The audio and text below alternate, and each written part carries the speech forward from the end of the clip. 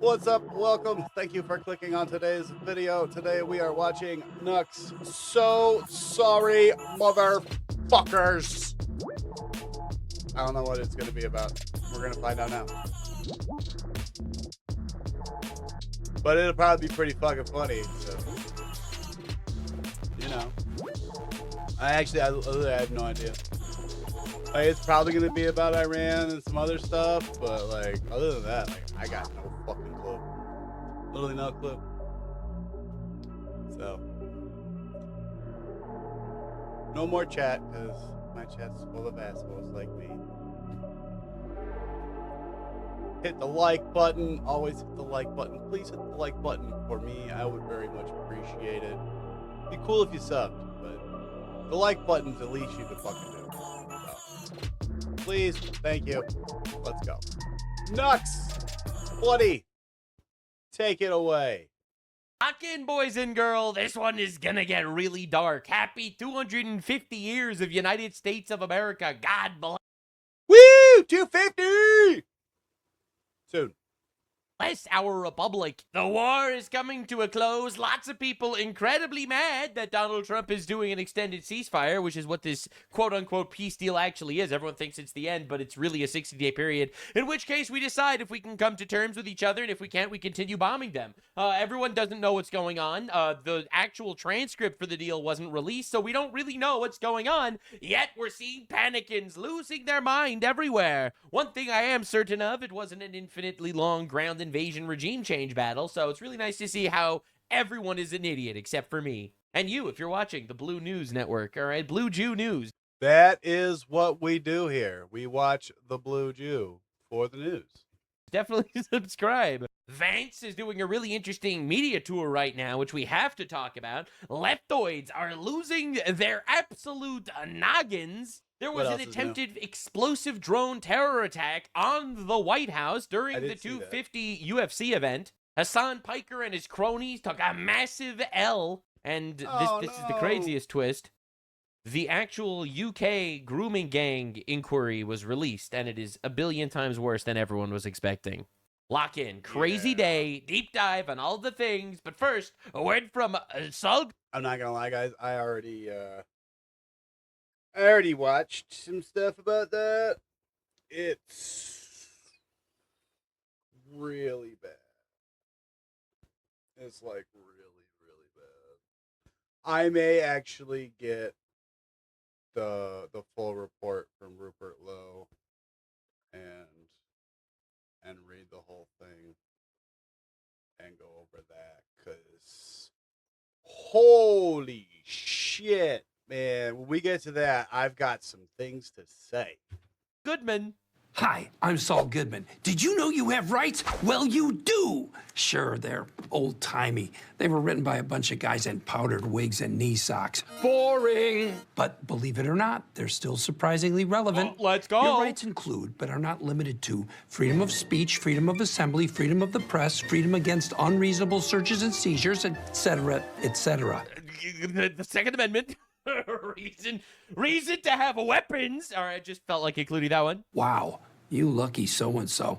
Look at you got rights coming out the wazoo. That's true, I do. All because a whole bunch of good people, 250 years worth, sacrificed everything they had for this awesome wallpaper behind me. Know your rights. And for the love of Mike, don't ever give them up. I'm Mike, and I approve this message. Straight facts, Mr. Saul Goodman, sir. It's time to cook. As we speak, the G7 meeting between the world leaders have gotten together to discuss how glorious and orange the Donald is. Good. As he is the main character of the world right now, it seems. That's just how it seems to go. Hello, I'm the boss. How are you? Bro walks in, says, I'm the boss, and everyone laughs because they know it's true. Ultimately, what the Donald wants happens. I don't know if you've noticed, but that's basically how the world runs these days. He wants war, he has war. He wants peace, he has peace. He wants Israel to bomb them, they bomb them. He wants Israel to stop, they stop. For better or for worse, bro's the boss, and he knows it. Now, before we get into the deep dive that's going on the war front with so much misinformation that everyone keeps lying about, because everyone wants clicks, and no one actually wants to be real and honest like the Blue Jew News is, We're not calling me BJ News. Okay, it's not happening. So I saw this actually. Someone sent this to me. Grateful for the FBI for stopping. I mean, you know, there is that. It would be BJ, but like, you know, BJN, BJ nigga. Oh man. Ah, that would be so funny. Yeah, let's do it, Nux. Blue Jew News.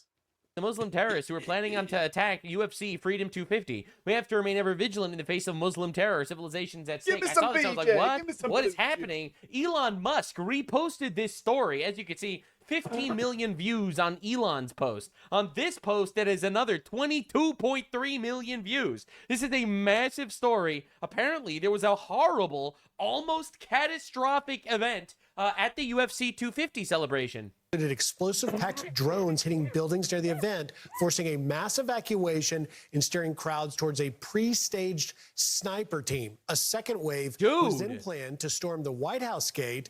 The FBI first learned of the threat last Wednesday and worked with law enforcement across multiple states to stop it. Joining us now on the phone, former FBI Deputy Director Dan Bongino. Dan, thank you for getting on the air with us. What else can you tell us? This is quite a frightening and sobering discovery.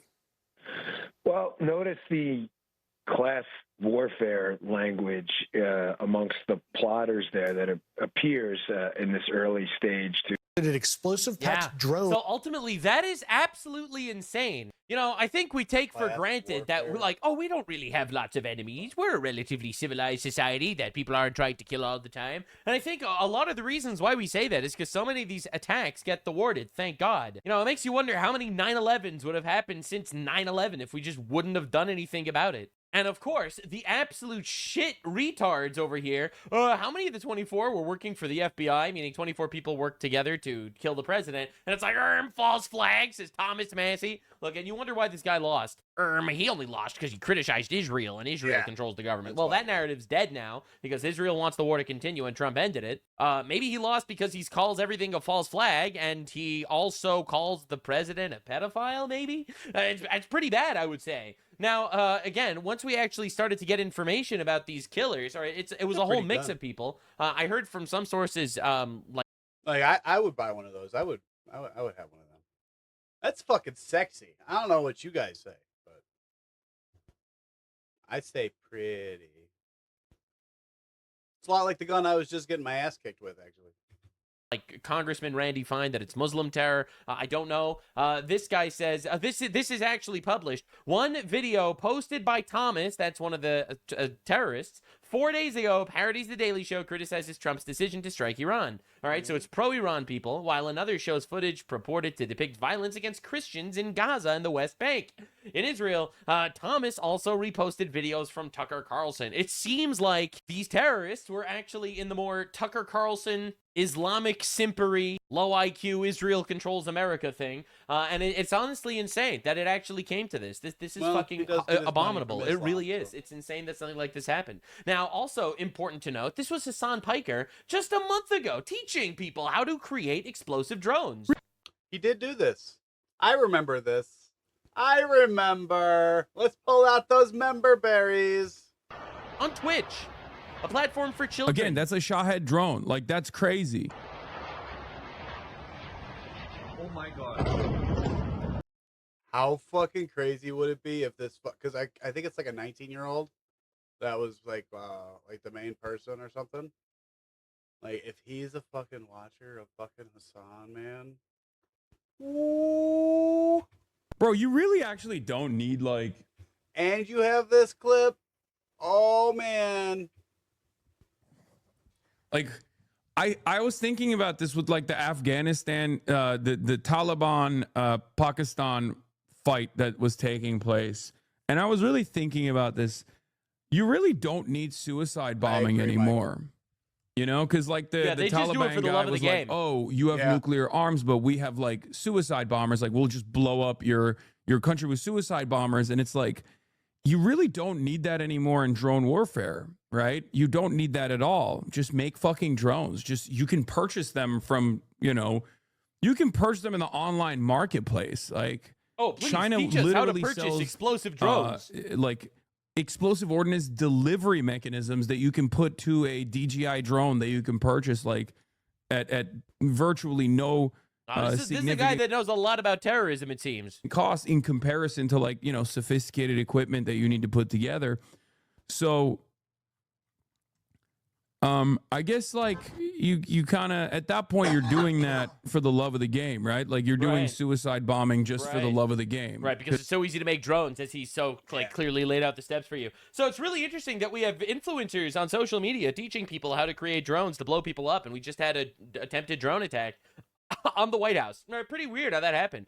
Now, back to the matter at hand. The Donald stated Iran has agreed to never have a nuclear weapon. Also, the story that the U.S. is paying Iran. He doesn't know how to stay silent. That's part of it, Casino. Like he is incapable of being silent.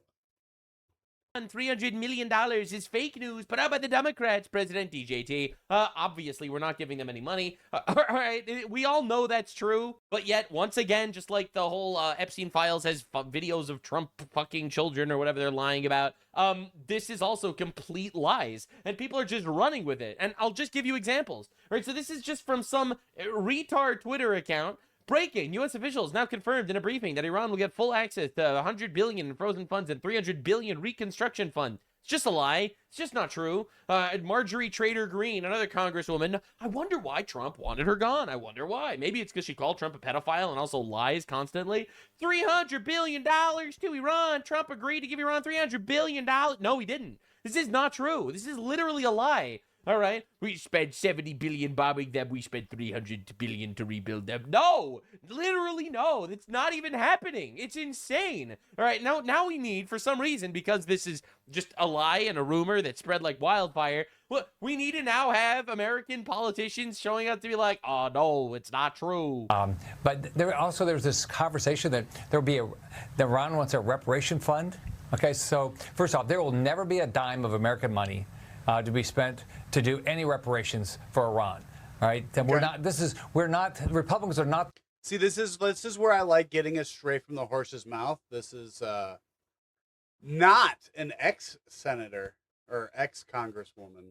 That's what she was. She was a congresswoman, and somebody just pulling shit out of their ass. This is an actual senator from Florida, and he is on the Foreign Relations Committee. So forgive me if I take his word over some bimbo's word.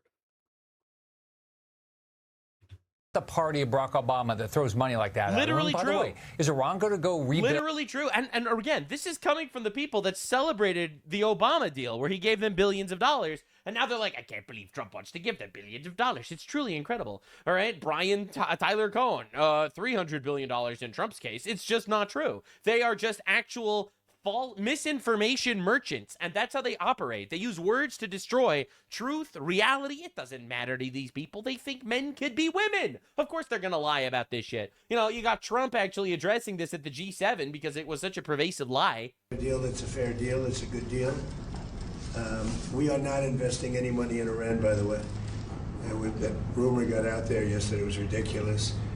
We have the right to go in someday and do, if I want to do something, or if somebody wants to do something, but we are not investing any money. We have no obligation to invest any money in Iran. Yeah, so just objectively not true. What are we doing? Now, we got some interesting Straight updates in regards to it can't get any more plain than that. Like we're not giving you money to rebuild. We have no reason to give you money to rebuild. We don't want to give you money to rebuild. So we're not going to.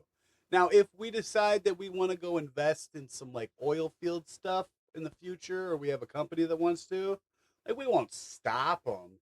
But as a government, as long as I'm in charge, no. Netanyahu. In all fairness to basically what he just said. Bibi, I remember very well. Bibi came to Washington and begged Obama not to make that deal. And Obama was on the side of Iran, not Israel. And he made the deal. That deal was a disaster. So now you have a lot of people criticizing Trump's quote-unquote deal. All right, a lot of people asking what Trump is doing here. It really seems like Trump is playing a long game that a lot of people seem to not understand yet. And I'll tell you why. And so far, I've predicted this multiple times already, where I'm saying Trump is saying and doing a thing, but it's part of a strategy, and I've been proven correct.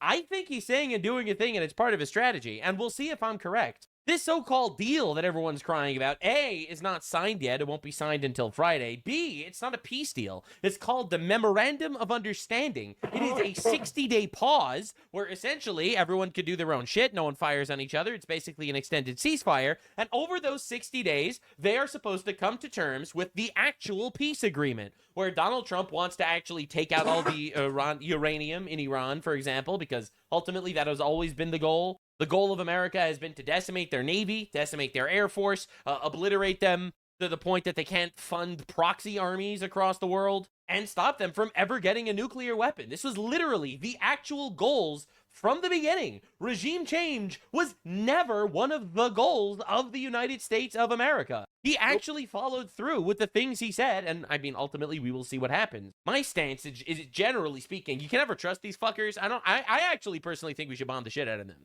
All right, they played around enough. They played around, I would say, too much, and it's time for them to die. All right, that's my opinion. Obviously, a lot of people, including the Donald, disagree. But hey, I am willing to give him the benefit of the doubt to actually see what happens. So just to reiterate, we don't know what the deal actually says, and people are already crashing out. The deal wasn't signed, all right, so it literally doesn't exist yet. And C, and the most important, this is just a memorandum of understanding for a 60-day period, and if nothing gets figured out by then, we go back to bombing them. Right? So it is insane to me to watch people freak out, and it is counterproductive. Every single person, I've seen a lot of crash outs on like Mark Levin and Ben Shapiro and all these guys just crashing out over this.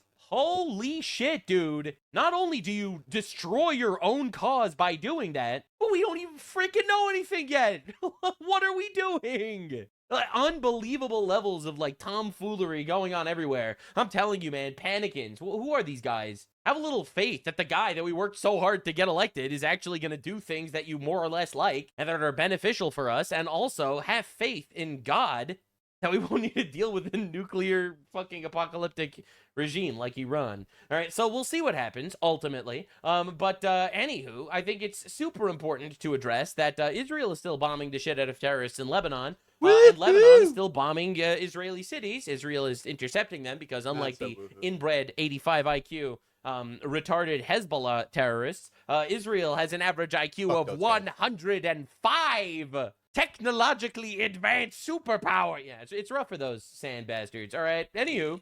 President, what are the expectations for Israel? Can this deal survive if Israel attacks Lebanon? It can, and you know, I consider that the minor war. Iran's a big one, but we have that a little pinprick out there that constantly rears its head, and that's Hezbollah. Yeah, fuck them. And you Time know, to kill them. I was very responsible for Syria, and the man that's running Syria now is a person that I put there along with President Erdogan and some others. Yeah, I don't like Jolani, the ISIS guy that's currently in charge of Syria. But anyway, he's done an amazing job of pulling it together. He's not a Boy Scout, but he's done an amazing job of pulling it together. And he is very good with Hezbollah, does not like them. And I'll tell you what, Israel's fighting Hezbollah too long, and too many people are being killed. And you don't have to knock down an apartment house every time you're looking for somebody, because there are a lot of people in those apartment houses. And yeah, which is why they literally send out leaflets to clear out the apartment houses and evacuation requests before they bomb the apartment houses. I get what Trump is doing, though. Trump is honestly kind of a genius here. He wants to end things with Iran completely. Iran wants Hezbollah to survive. Trump wants Hezbollah to die. Trump, in my opinion, is trying to come up with a strategy where he could get Syria to take care of Hezbollah instead of Israel. Therefore, Iran could sign the peace deal with him. I think it's a little unrealistic, personally. I don't see Syria successfully dispatching Hezbollah. And ultimately, we don't have Trump telling Israel not to do it either. Israel is not beholden to this agreement. They didn't sign nothing. Hey, and if they want to keep bombing terrorists, fuck yes, actually. All right, Hezbollah, not only did they terrorize the Israelis and the Syrians, but they have terrorized the Lebanese people as well. They've massacred Lebanese Christians, like, by the thousands. All right, literally, fuck these people. and I'm really grateful that Israel is bombing the fuck out of them. Now, fortunately, Secretary Rubio made it clear that Iran and Hezbollah are not linked in the deal. Israel does not need Iran's permission to defend itself. The tether of terror must end. Again, I've said from the get-go, I really think this could be a big brain, good cop, bad cop strategy. Trump spreads his arms. He says, let's make peace, and Israel deals with the Hezbollah problem on their lawn. And honestly, that's actually pretty fucking smart, depending on how this all wraps up, obviously. Now, the Donald states that Qatar will invest $19 trillion into the United States. I don't like that. Qatar's going Like, don't get me wrong, thank you for the money, but like,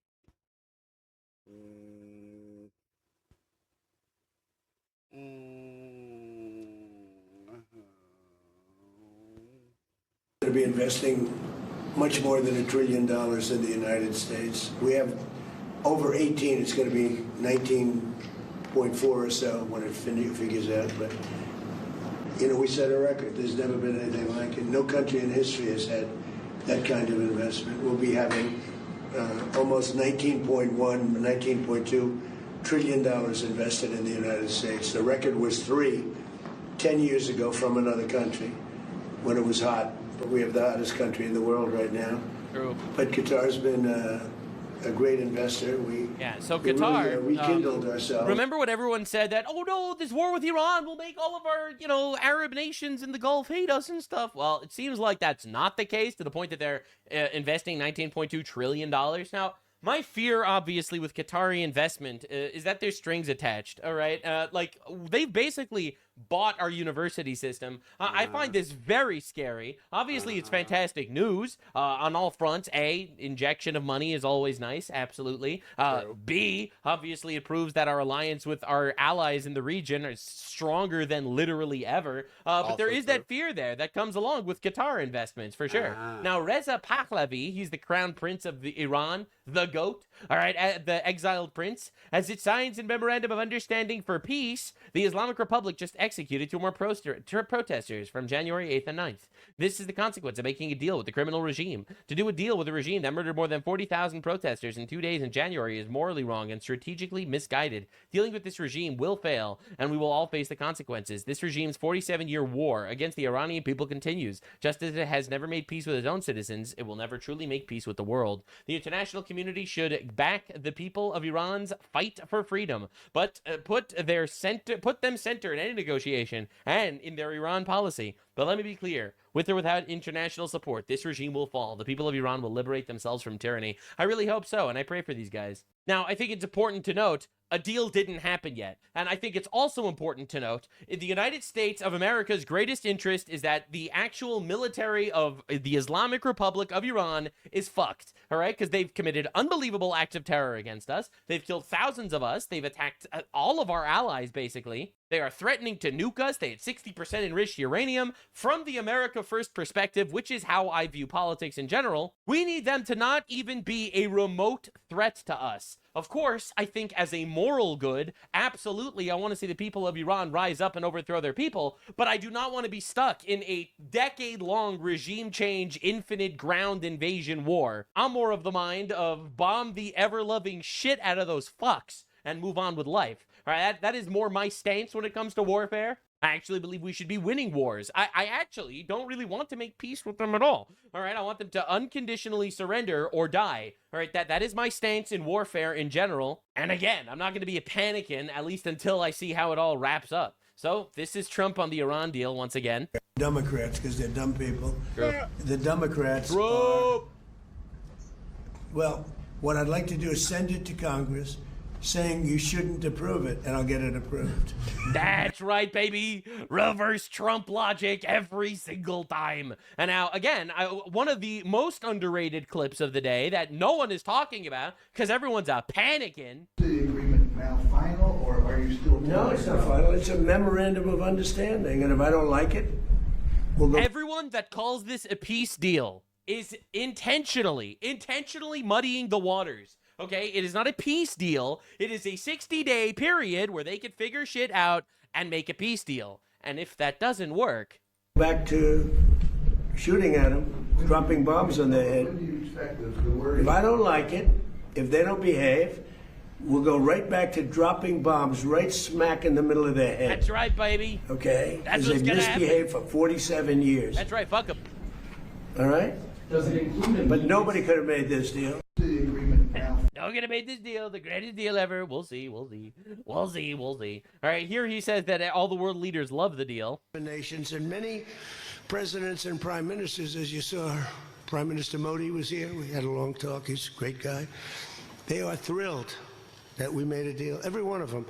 There's not one nation that came to us and said, please, sir, keep dropping bombs on them. Yeah, incredible hot take. The Eurocucks fucking suck. They're bought by Islam anyway. And also, they just want the Strait of Hormuz to open. They don't give a shit about peace. They don't give a shit about the future. All right, they don't give a shit about any of that. So their opinion actually means literally nothing to me. But look at Rubio squirming behind him. Because I think Rubio is definitely more my-minded when it comes to shit like this. I think he wants to obliterate these guys. I think he realizes they fucking suck and they need to die.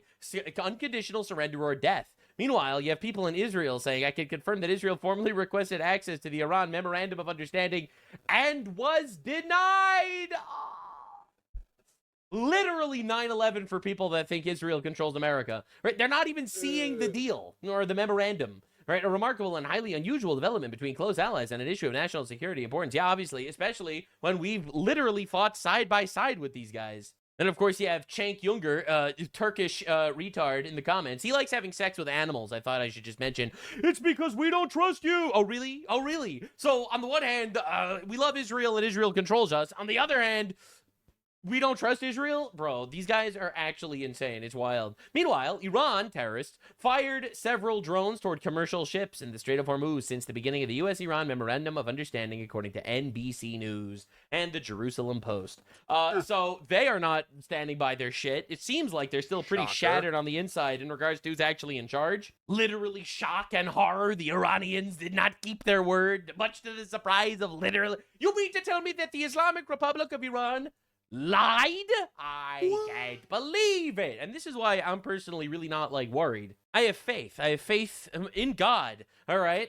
That the injustice that has been facing the actual Iranian people will die. All right. And I also have faith that that the Donald isn't just going to let this happen after he made all of his tweets saying, hey, you know, rise up, keep fighting and stuff. We got your back. Look, I'm telling you, I think something else is cooking out there. And I guess we have to wait 60 days to see if I'm right or if I'm delusional. I'm willing to take the L if, you know, all of a sudden we just leave and they control the strait and we don't dig out their uranium and shit. All right. We'll see. We'll see what happens. But ultimately, I'm pretty confident that something big is happening. Tucker Carlson, of course, brings Trita Parsi, a pro-American. Trita Parsi is literally a lobbyist for the Islamic Republic of Iran. Holy shit, dude. It is insane that he does this every time.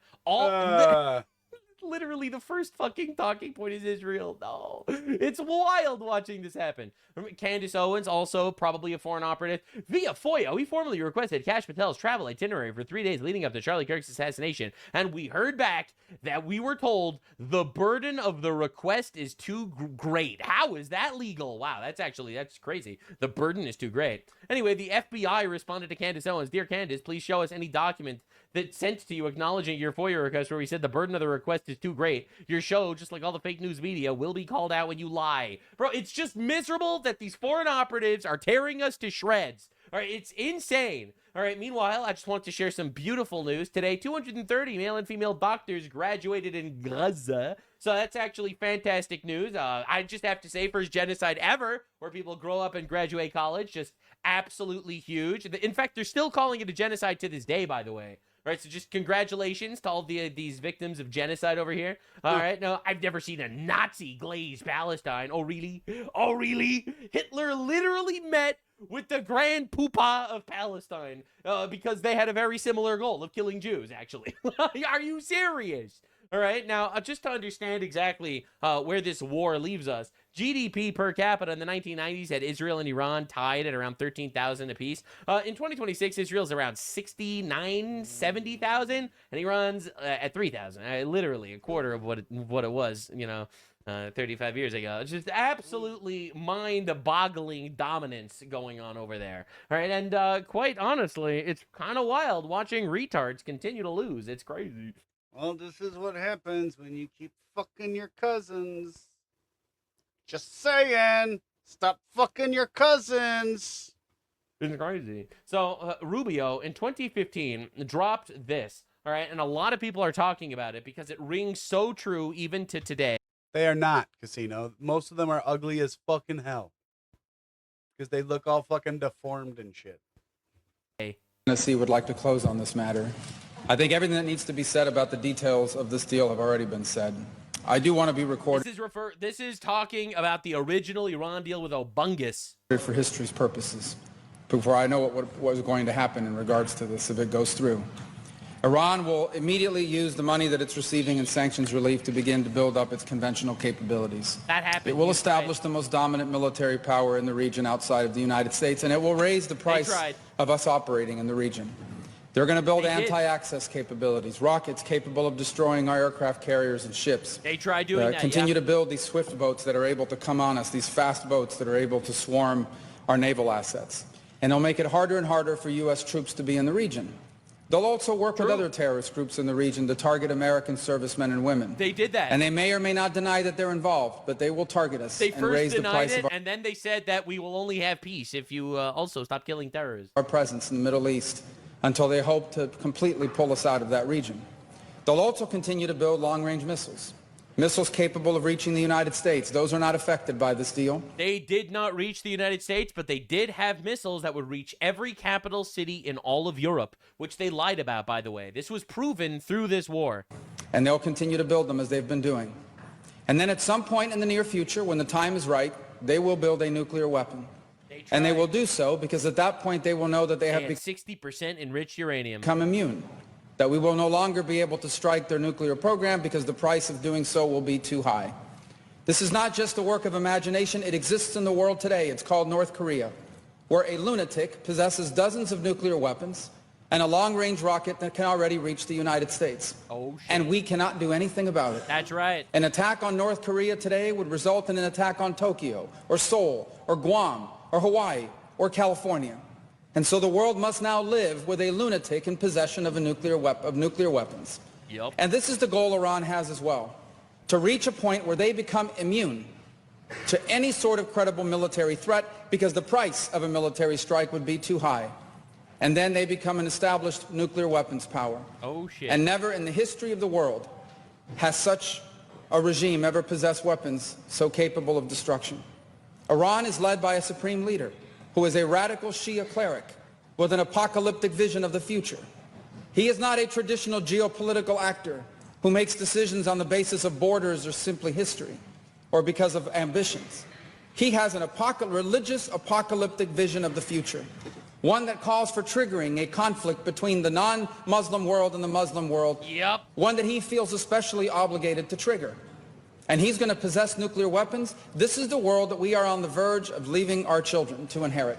And perhaps we ourselves will have to share in it. And so I want to be recorded for history's purposes, if nothing else, to say that those of us who opposed this deal understood where it would lead. And we are making a terrible mistake. And I fear that a passage of this deal will make it even harder for us to prevent it. And I hope that there is still time to change our minds. But here's the good news. Iran may have a supreme leader, but America does not. In this nation, we have a republic, and soon we will have new leaders, perhaps in this chamber, but also in the executive branch. And I pray that on their first day in office, they will reverse this deal and reimpose the sanctions and back them up. Which is exactly what Trump did in 2016. Up with a credible threat of military force. And there was a threat to the point that the threat actually happened. Or history will condemn us for not doing what needed to be done at this critical moment in the world's history. So just absolute fucking mic drop speech in 2015 ringing super true today. And Rubio, currently the Secretary of State of the United States of America, is going to make sure that however this war, conflict, whatever you want to call it, actually does wrap up, it will leave Iran completely and utterly crippled and helpless. Hopefully to the point that the actual oppressed people of Iran could rise up and overthrow them. But ultimately, the goal of this entire war, which a lot of people seem to be forgetting about, was to stop their actual military capabilities, nuclear ambitions, and funding of proxy armies across the world. If we could get all of those three things completely done with zero boots on the ground, you know, we lost some lives, but despite that being absolutely heartbreaking, the casualties, like from a military standpoint, were minimal. Thank God. It absolutely fucking sucks. It does not minimize any of the lives lost. Every single one was precious, including the crew of the B-52 that crashed in California. Every single one matters. But yeah, in the grand scheme, it was very minimal casualties. Could have been a lot worse. Luckily, pilots from downed aircraft were able to eject. Only lost the stratotanker, had a couple injuries and losses from the attacks, but for the most part, very lucky. See everyone just coping off of a fake peace deal that doesn't exist, making believe they know what's in it when it hasn't been signed yet, not engaging with the reality that there is a 60-day memorandum of understanding until we see if we actually need to go back to war or if we can neutralize all three of these major threats purely through negotiation. The neocons that want to put boots on the ground for 10 years to install a regime, fuck those guys, they lost. W for me. The isolationists that think that actually you should let Iran have a nuclear weapon and we shouldn't ever go to war or bomb literally anyone, everyone, anywhere because we're absolute cucks. They said we'd have boots on the ground. They said we'd lose thousands of soldiers. They said we'd trigger World War III. Well, they were fucking wrong, weren't they? And all the Israel firsters, the ones that say that we're actually controlled by Israel and every bad thing that happens in the United States, the reason why you were robbed at a gas station is because of Israel somehow. And that's also the reason why you can't get a girlfriend. You were all wrong, because this has proved without a shadow of a doubt that, if anything, we control Israel. Netanyahu is almost certainly losing his next election because the Israeli public is so upset that this war didn't end up with obliterating the fuck out of the enemy. And yet, despite knowing that, he did what Trump told him to do, because ultimately we give them billions of dollars a year and they pretty much follow whatever we tell them. I personally would cut off all foreign aid. I would stop giving aid to Israel. I would stop giving aid to Ukraine and NATO, of which we give much more than Israel, by the way, because that does absolutely nothing for us. I would cut off foreign aid. Whatever we do gain from Israel right now through our relationship, we should pay for. We shouldn't call it aid. We should do a partnership. We should pay for whatever assistance we actually get, making Israel completely sovereign. And if Israel wants to keep bombing the fuck out of Iran or Hezbollah or whatever, it's like, hey, that's not our business. You could take care of all of our enemies. I agree. W, let's fucking go. Oh, we can't tell them what to do, of course. They're a sovereign nation. Literally W on all sides if this happens. All the worst people on every side of every drama is retarded. Permission to chimp out is not granted until the end of the Memorandum of Understanding and this 60-day period actually passes. In the meantime, I'm grateful that we don't have terrorists shooting at our soldiers right now, even though they kind of still are. And I'm also really grateful that Israel is doing what needs to be done, obliterating Hezbollah, which, for those of you that don't remember, killed hundreds of our men. The fact that people think that this is just a really dumb move that a dumb guy did when we had every single military advantage on the planet, you have to be fucking retarded and really high on the Kool-Aid. And only time will tell if I'm the only right one and everyone else is retarded and wrong. But hey, that's just a theory. A Nux theory. Subscribe. No Kool-Aid bullshit here. Apparently Asmongold does that shit. It doesn't surprise me any, but for anyone that watches this video, for you guys in my audience, do not do the Kool-Aid pineapple shit. Like, it will kill you. It will give you diabetes in like a week. Not a joke. That shit has so much sugar. Your teeth will fall out of your skull and you will have diabetes and they will have to cut off your fucking foot in like 10 years. That's what happens. Now, J.D. Vance is everywhere in the news right now for a very, very interesting reason. And that reason, which I will reveal later, will shock you. So first, he goes viral with this post. So 3 Giants pitchers wore Bible verses on their Pride Nights caps during Friday's game because obviously it's just accepted in the public zeitgeist that of course you have to be pro-sodomy. It's absolutely abominable that this became so public to the point that you are a bigot for not supporting abominable degeneracy. I actually pointed this out to my wham in the other day. I say, you notice that every single character in every movie and TV show happens to be a liberal. Every single one of them. Unless they're a bad guy, they're all liberal. Isn't it weird? Isn't that weird how that happens? It's almost like saying that, hey, it's totally normal for men to have sex with other men, but it's not normal to believe in God and think that, hey, that's actually kind of gross. I'm serious. Play the game with your friends. All right. Your average cop show will always have that one cop that always comes out of the closet and is gay, and all the friends accept them, and it's like, yo, I love that you're gay. It's so awesome for you. And the bigoted dad has a really hard time accepting their son. But then the bigoted dad realizes that actually Kamala Harris would help the sex traffickers at the border. Anyway, we get moving on. So JD responded, based, by the way. Trump won. We don't have to do this anymore. Just based. And this went giga viral. 10 million views, 128,000 likes. Just absolute cinema. Really, really good stuff. Now, JD has been going really viral. He's been saying a lot of the right things. A lot of the right things. I am going to make the little thing. I'm just going to say this a little bit. JD Vance, incredibly close ties to people like Tucker Carlson and Peter Thiel, you know, the gay guy that runs Palantir. And I will say, I think JD Vance is a people pleaser. Now, I think he's really good at what he does. And I think he says the right things very often. But I think partially the reason why he says the things is because he just wants people to like him. As opposed to necessarily them being necessarily... Like with the whole meme thing on Halloween and all the other stuff that he's done, like I could see that like being one of his things, because like he was poor, he did grow up in the middle of fucking nowhere, and now he's a celebrity. Fuck, he's the vice goddamn president. Steadfast beliefs of his. Now, again, I don't know. I've just been a little sussed out lately. He did an entire media tour over the last day. Right, so first, he makes this post in regards to the Memorandum of Understanding between the United States of America and the Islamic goat fuckers of Iran. Vice President Vance here to talk a little bit about what is in the Iran deal, the great peace deal that the President of the United States made last night. Just to be clear, this is muddying the waters. There isn't a peace deal. The peace deal is supposed to be in 60 days. What is currently being signed between President Trump and Iran is called the Memorandum of Understanding. It is a 60-day, extended ceasefire period where people will stop shooting at each other for 60 days until we see what happens in regards to whether they're willing to actually submit to all of our demands or we keep bombing. All right, as I've made very clear earlier. But that is the case. This is not a peace deal. Vance, in my opinion, is trying to appeal to the people, the isolationist part of the actual Republican base, by saying it's a peace deal. This is his 2028 campaign. Number one, what this deal means is that the Straits of Hormuz are open immediately. You're already seeing oil and gas prices come down just over the past 24 hours.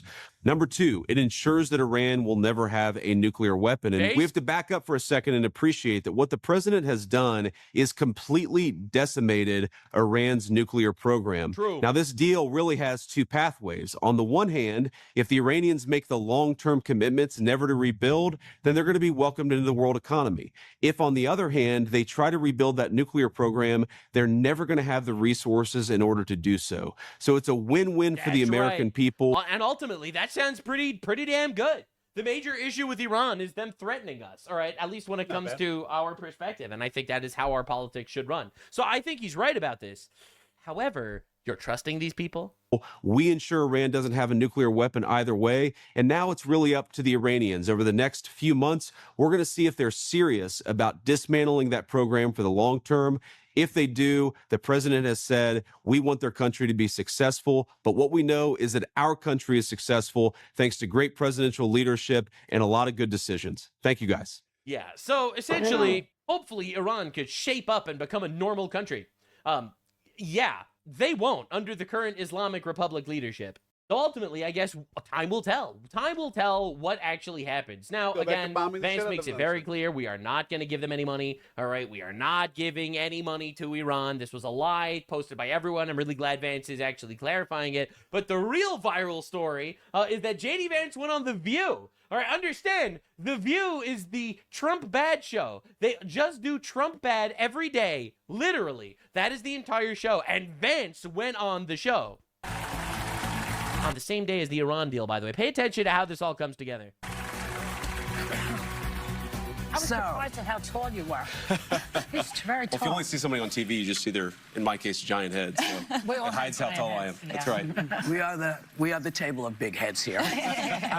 So this is a show of MAGA Republicans, right? That's what my media team told me. Okay. Yes. He's just surrounded by MAGA Republicans, hardcore radical leftist women that all love Trump. All right, now just understand The View. He's a fascist and a Nazi. Also The View. Oh yeah, let's get a photo together. Let's get a photo together with the fascist Nazi. I've said this so many times. Not one of them actually believes the things they say. I don't know. Sunny Halston looks pretty unhappy right now. Like, look at her. She's like, I don't want to be here. I don't want to fucking be here. I don't want to fucking be here. And Whoopi might be the same. Whoopi might also be in that little bit of the camp, but the white girls, yeah, they look pretty happy. And the one Asian girl with the highlights in the back, she looks a little happy, but that one in the front with the lined suit, pantsuit thing, she's not. But yeah, no, Sunny Halston, you can tell from her face, she does not want to be anywhere near that man.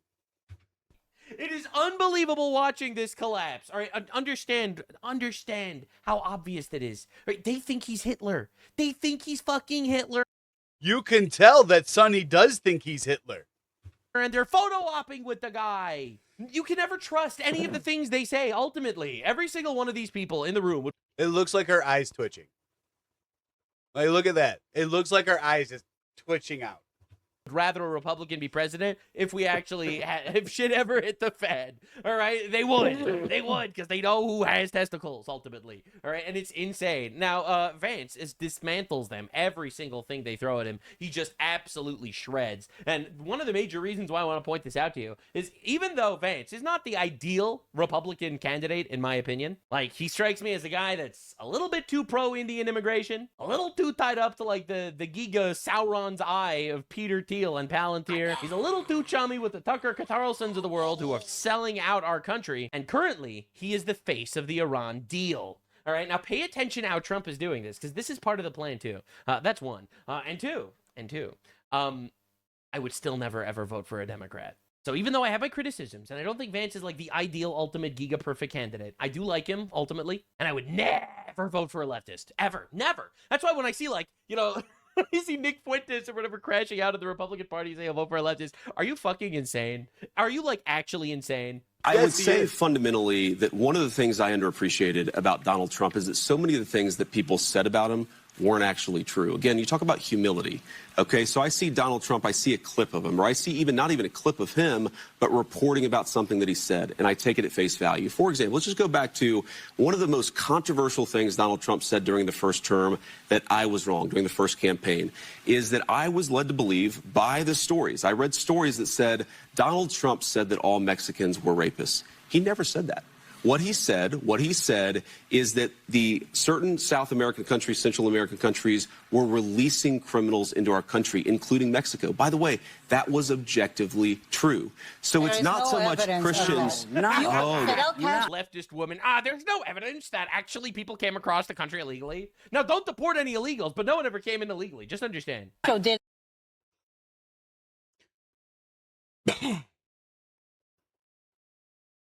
Got breaking news from just the last couple hours. A 3-year-old boy has been thrown into a crocodile enclosure by a 30-year-old male. And he was mauled. The attack was random, and the man tossed the boy at the crocodiles.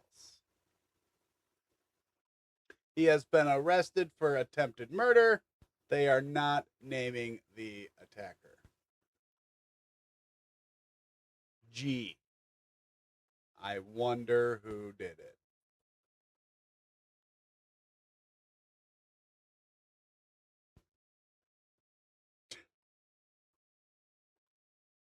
Nick in the fucking replies, I'm surprised the UK police didn't arrest the boy who was thrown into the crocodile pit. True.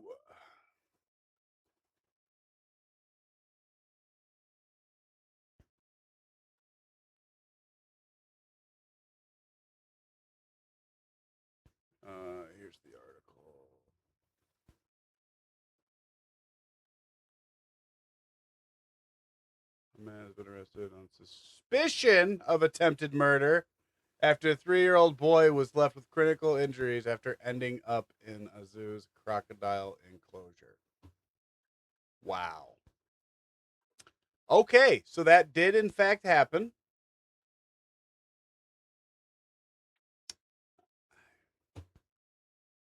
That in 1980 with the Mariel boat lift, there have been many journalists, including CNN, where you used to work and be my colleague, that have tried to find evidence of that. There is no evidence that Maduro...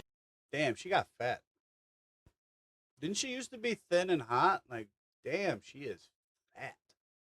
Maduro was releasing people from insane asylums or jails. Like, don't get me wrong. Like, I know I'm fat and shit, but like, man, she's on national television. Like Fidel Castro did do. This was made up, and we just can't, accept it without pushing back. Anna, we know that there were people who were released from prisons who were encouraged to come into the United States. It wasn't the Mariel, Mr. Vice President. It wasn't. They didn't technically airdrop the prisoners into our country. They just released them and gave them a boat and told them, ay caramba, figure it out. Right? It's a totally different thing, bro. And Vance is just shredding them. Where it was like a purposeful release, open up the jails, open up the insane asylums, and let people flood Florida. I lived through that in Miami. If you go, it may not have been like Mariel, but if you go back to the caravans that were happening in 22, 23, we know that those things were funded. They were in some ways supported by the government. So I don't know how you define support or not support, but if people are encouraged to come into our country after having spent time in prison by their own governments, I think that's a problem. Just true. Just yes. Technically, they didn't airdrop people. You're right. They just funded caravans of cartels to bring them in. A totally different thing. All right, bro. All right, now you have to see him shred them on the Epstein file stuff, because this is one of the biggest. Trump, by the way, was fucking on the ball when he said the Epstein files are a Democrat hoax. Not that Epstein ever raped kids. Obviously, Epstein was an absolute monster. But the fact that Trump is tied to it is an absolute hoax. There's no evidence of it, and he was completely right. Appreciate this. But, one of the things you see in the Epstein emails is that Jeffrey Epstein hated Donald Trump. Objectively true. And he is taking these bitches to their face. And that Donald Trump literally reported Jeffrey Epstein to the police. That's one of the things that came out. He reported Epstein to the FBI in 2006, 8. They were best friends for about a decade. And remember, before anything, they were, first of all, back in the 80s, they were friends. I don't know about best friends. That's literally, she pulled that out of her ass. But yes, they were kind of friends. Like, they were, up until Trump figured out what was going on. Like, I think that's when Trump started distancing himself, is when Trump started figuring it out. Because, maybe he was into that stuff too. Maybe. I don't know. But I haven't seen any evidence of it. So, if somebody will show me some real evidence, I will get on the train along with you guys. But until then, I can't.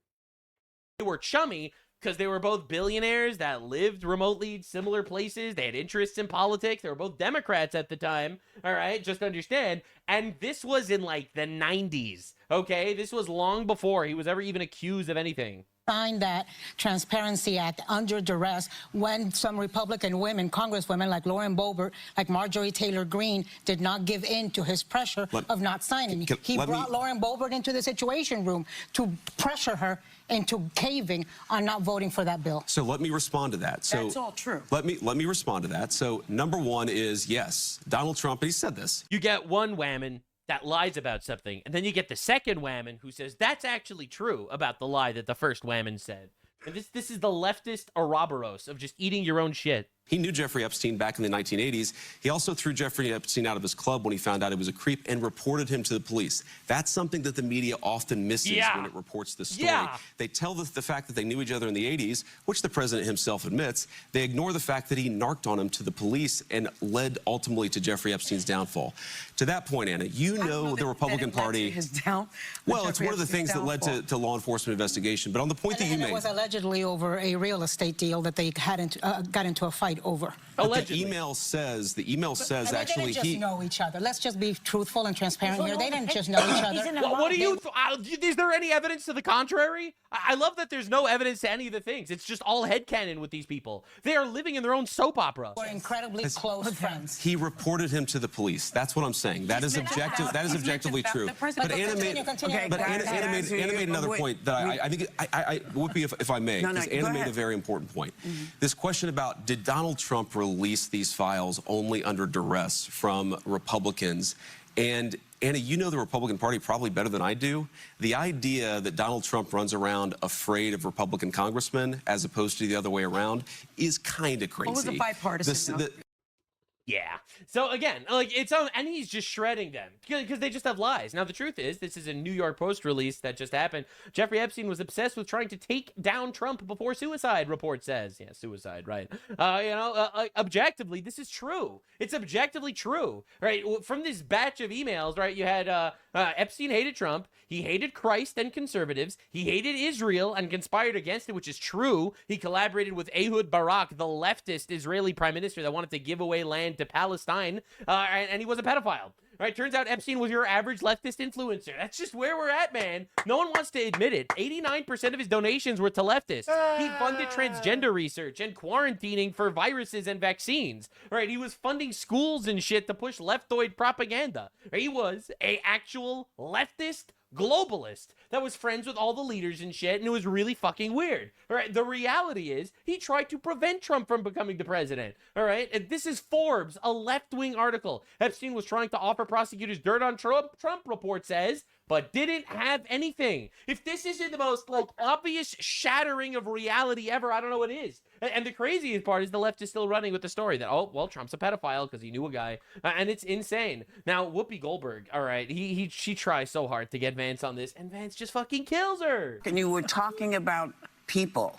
What did black people do to this administration that has allowed it to really stigmatize folks of color? Where the fuck do we have stigmatizing black people in this administration? Are you retarded? And you know how hard it is. You have folks of color in your family. Sure.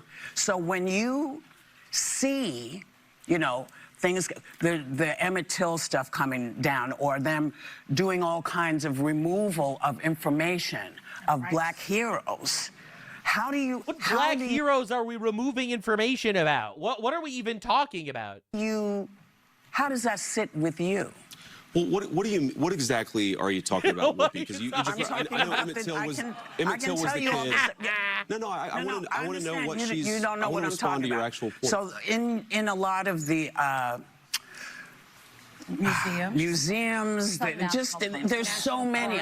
So give us one example. Can you give us one example? You know, where they're taking down the actual history that happened in this country. Slavery happened.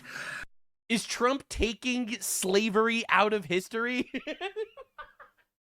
Is that what the left is accusing Trump of? Listen, man, all I know is that America ended slavery. I know that white people decided to end. We had monuments that represented slavery, and you guys wanted them all ripped down. I remember this. There was a whole thing that happened in like Charlottesville or whatever it was called. You know, there was a whole thing over the whole racist slavery monuments, and now we're mad that all the racist slavery monuments are gone. Actually, you know, that makes sense. That tracks. Slavery across as much of the world as they possibly could. Thank God for imperialism. But yeah, that is one thing that I know for a fact happened. You know, I'm sorry, man. I don't. This is why I can't take Whoopi seriously anymore. That's her argument. Like, you got rid of all the racist monuments. You're removing all the stuff about slavery. Motherfuckers, you're the ones that ripped it down. I know that was a thing. I don't see you bringing that up about white history. But I hope you start to understand something. This is a trend throughout basically all the blacktivists in the community. You could just make up black history, actually. All kinds of stuff happened, and it seems that it has been... All kinds of nebulous things. very easy for this administration to remove that, and also remove what? We still have not established what has been removed, by the way. To denigrate black folks who have worked their behinds off to get this American dream. Like who? How do you, I mean, you know better. Claps from the sheeple in the audience. I don't even know what we're talking about, by the way. So, You know what I'm Sonny, talking that about, was right? actually a very helpful intervention, because I think the story you're talking about is where, you know, allegedly the administration is holding back the appointments of people based on skin color. I've seen the I'm talking about a story. host of things. I'm talking about black history getting erased from public Like spaces. what? Black voter Like what? Like what? districts are being dismantled. Based. We should not have race-based segregated districts because, you know, God believes that all people are equal, right? Obviously, right? Man is made in the image of God, so God believes. I thought you guys wanted equality. Everybody's vote is the same. Make it fucking squares. Fucking, there should not be a single fucking gerrymandered fucking area except for population. Like, if you gotta go cut out a fucking town for population fucking circumstances, like, I understand that, but other than that, there should not be all this fucking weird fucking bullshit. Believes that, obviously. Martin Luther King believed that, wanted people to be treated based on the content of their character, not the color of their skin. We should not have little fucking ghetto slave communities that all vote for Democrats. Duh! We should base it based on population, on people, not on race, so that you could steal votes. I'm not gonna let that shit slide. Black leaders are being sidelined from our ranks. Like? Do we have any examples of any of these things? Black leaders, sidelined. What are we even talking about? Where do Americans of color fit in this vision? Because it doesn't seem like... I don't know, get a job, I guess? What am I supposed to say? We fit. I think, Sonny, my view... And if I may, since October of last year, there's been something like 6,668 refugees allowed into the country. Good. And all but 3 were white South. Oh my God, music to my ears. Africans. Because the white South Africans are actually getting genocided. Like, if you guys weren't aware of that, they're actually just getting murdered. So, first of all, you mean we opened up the border to high-skilled, high IQ, intelligent people from South Africa that were literally getting genocided by the retarded, racist, black government there? Yes, that is exactly what the immigration system should do. We should be taking high IQ, high-skilled people that work hard, that love our country and our culture, and also we're doing it to save these people from unlawful, racist persecution in South Africa. We should not be taking infinite retards from the third world that make our country worse. Paul, I'm very skeptical of that number because we have a lot of different immigration pathways in the United States of America. No, actually, Vance is wrong about this. Actually, so far, thank God. Thank God. We only got white immigrants so far since Trump shut up. Man, that's brutal. Also, that's what I voted for. Let's go. Let me just address Whoopi's point. Look, first of all, you asked the question, and maybe you don't believe this coming from me, but I think everybody is welcome in our political coalition. Frankly, even if you didn't vote for us, everybody is welcome in our country so long as you're an American citizen with the duties and the legal obligations and rights to be here. But Whoopi, let me just give you an example of this. Okay, so you say that we have to make some of them feel a little uncomfortable. You know what I'm saying? Anti-minority or anti-black. Muslims. You fucking pedos. Fucking child rapists. I didn't say that. I asked. See? Well, okay, fine. Fair. Don't start any stuff with me, man. Don't get me in trouble. Don't start no stuff with me. I misinterpreted your question, but let me answer your actual question there. What I'm saying, I think, okay, look at Washington, D.C. One of the most democratic and one of the blackest, by a share of population, blackest cities in the United States of America, has seen a radical decrease in violent crimes and sexual assaults and in murders. Actually, that is racist because you're locking up the black folks. Sorry. What do you want me to say? Yes, Gotta they do locked what up you black gotta people and do. violent crime stopped. Listen, man, it's a coincidence. I'm just saying. We have tried to take the crime issue seriously, in part because we believe everybody, whether you're black or white or rich or I'm doing as little stopping as possible because I fucking hate The View and I don't want to even listen to these bitches. poor, deserves to live in a safe neighborhood. Why does the crime? And we where would- does the crime step in? This is not about crime. This is black women about lost their jobs. rights. This is about. I guess they should have worked harder. Guess they should have been better employees. What do you want me to say?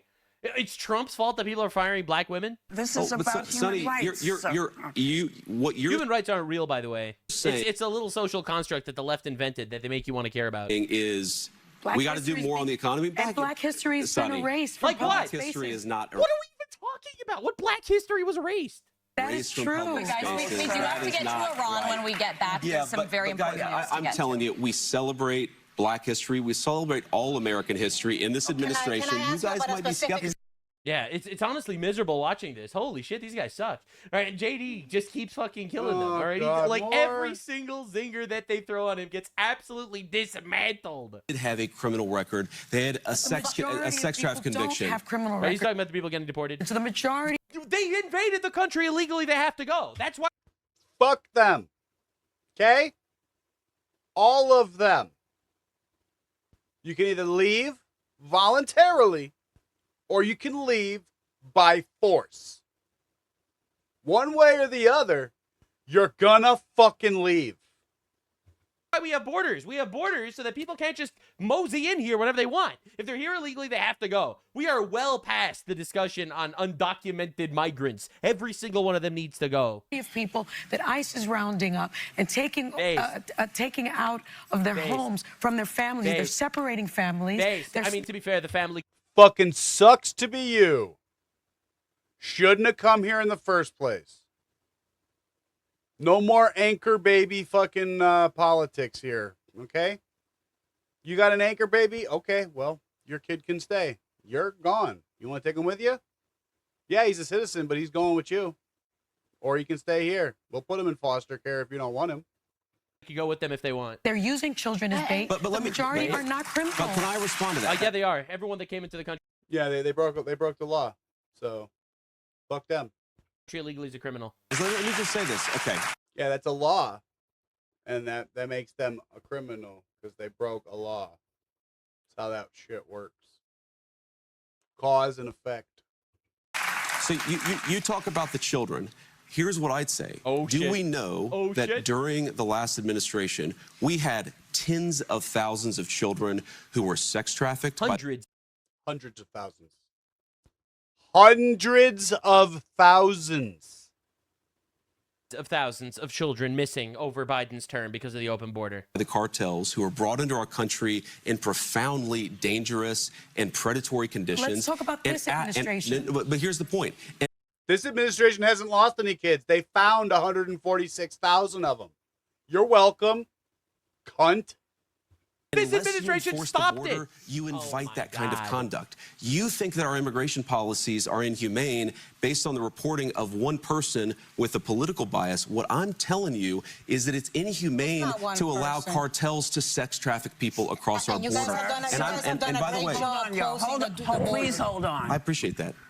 Hold We're gonna on. get you back, Anna. We're coming back with more with the vice president. Yeah. All right. So anyway, it's absolutely wild. It is wild watching him Stop just tear these it! people to shreds. It's insane. Lux! Come it! All right. At least we're no longer with The View.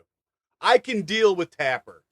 Tapper, I can, like, every once in a while, if something big goes down and Nux isn't covering it, I will put up with this schmuck. Now, Vance, I want you to pay attention to what's going on. So Vance was on Fox News. And trust me, this is the only schmuck over on CNN I will put up with.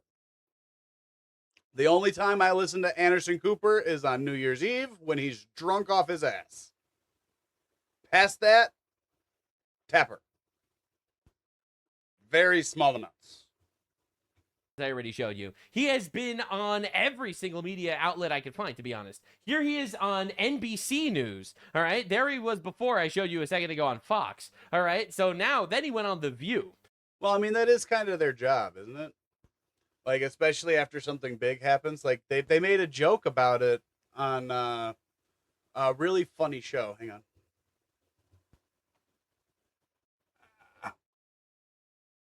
Called Veep. I even have one of the pops. Richard Split. But no, like after like a big deal goes down, like that's the fucker that's stuck out there doing all the fucking press conferences, because the president's actually busy and the vice president's got nothing better to do than to go play with the news people. That's the job. That's literally the job. All right. Then he... It's like that one movie, 2 Weeks Notice, with Hugh Grant and what's her name? Oh, man. She used to be on my list, too. I can't remember her fucking name right now. It's because she's old. But no, like, he's the face. He's the one that goes out and he talks. Like, Trump will do it if he's got time, but if he's too busy, he's you go do that shit. You got it. Went on CNN. Right? Vance is the face of the deal. You have to understand what that means. Vance is the face of the Iran deal. Now, I make that very clear. All right, so here's Vance on CNN. I've already got a couple of those. The coolest thing about the progress we've made over the last few weeks is that you see people within the Iranian system, senior leadership, even IRGC officials say, you know what? We may have some animosity, we may have some mistrust, but we recognize the way that we've done business with the United States for 47 years is a mistake. Let's try something else. We're going to verify that, of course, but we're certainly willing to try something else if they comply. Yeah, so my hot take is that's not true. I don't think that the Islamic regime is like, I used to hate America, but now I don't know. Literally, the president of Iran right now is the guy that was lighting American flags on fire in their parliament chanting death to America. He doesn't give names. He doesn't give specifics. I don't believe this, actually. I think this is just a lie. And the craziest part is, the next part of his gigantic media tour, just understand this is over the last 24 hours, he goes on Megyn Kelly's show. All right, tomorrow on Megyn Kelly's show, that was yesterday, Vice President J.D. Vance. All right, bro, J.D. Vance going on Megyn Kelly's show. Now, the reason why this is super weird is because Megyn Kelly's been shitting on Trump the entire election. All right, like, Donald Trump says, I know I Tucker Carlson, Megyn Kelly, Candace Owens, they're low IQs, right? Megyn Kelly nastily asked me the now famous only Rosie O'Donnell question, or crazy Candace, right? Like, again, these are Trump's enemies, and he's going on their shows all the time.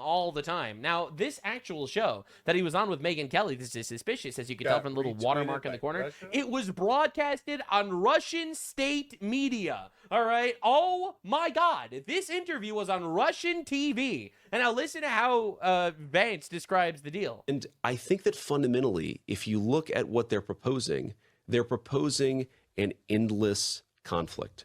They want this to go on until every bomb has been dropped or until every Iranian is. And I think. Yeah, I'll be honest with you. I don't know who's saying that. I don't know who is saying to nuke Iran. I don't know anyone that's saying that every Iranian needs to die and that every bomb needs to be dropped. Only the Islamic ones. Those fuckers need to go away. It sounds like Vance is creating a false opposition to try to win back the isolationists or the pro-Islam guys that want to make believe that Iran with nukes is not actually a problem. All right, and I think it's really weird. So again, and here he's explaining why they didn't make the text of the Memorandum of Understanding transparent, which in my opinion is a really big issue. The fact that they never actually explained what's happening there. why can't they see? Why can't we all see the MOU right now? Great Well, question. yeah. So first of all, the president said by the latest Friday, possibly as early as tomorrow, we're going to release the memorandum of understanding text. The reason why we haven't released it yet is there are some delicate diplomatic things going on where the Iranians, and not just the Iranians, but some of our mediators, the Pakistanis and the Qataris, have asked us to sequence this in the right way. I actually don't care about the sequence according to the Pakistanis and the Qataris and the Iranians. To be honest, frankly, I care about the sensitivities of the Americans. That's my issue here. I feel like we're kind of put on the sideline a little bit. All right, now again, this is pretty wild, and this is a massive update that no one else is talking about. How about Hezbollah in Lebanon? Because you know that's a proxy that they're funding, and that could easily queer this deal. It could queer this deal this week. People fear. Never mind on a go-forward basis, either side, Israel or Hezbollah. Sure. Look, it's always delicate with these things. And, you know, what we've seen with the ceasefire in Lebanon, and it's been clear, to be clear, a dirty ceasefire. There's been some shooting back and forth. But frankly, there's there's way less shooting now than there was 2 weeks ago. There's way less shooting 2 weeks ago than there was before. So with these things, as the President of the United States said a couple weeks ago, he said, sometimes a ceasefire just means they're shooting less. Yeah. And that's the progress. And then you get to the next stage. He's promoting a book.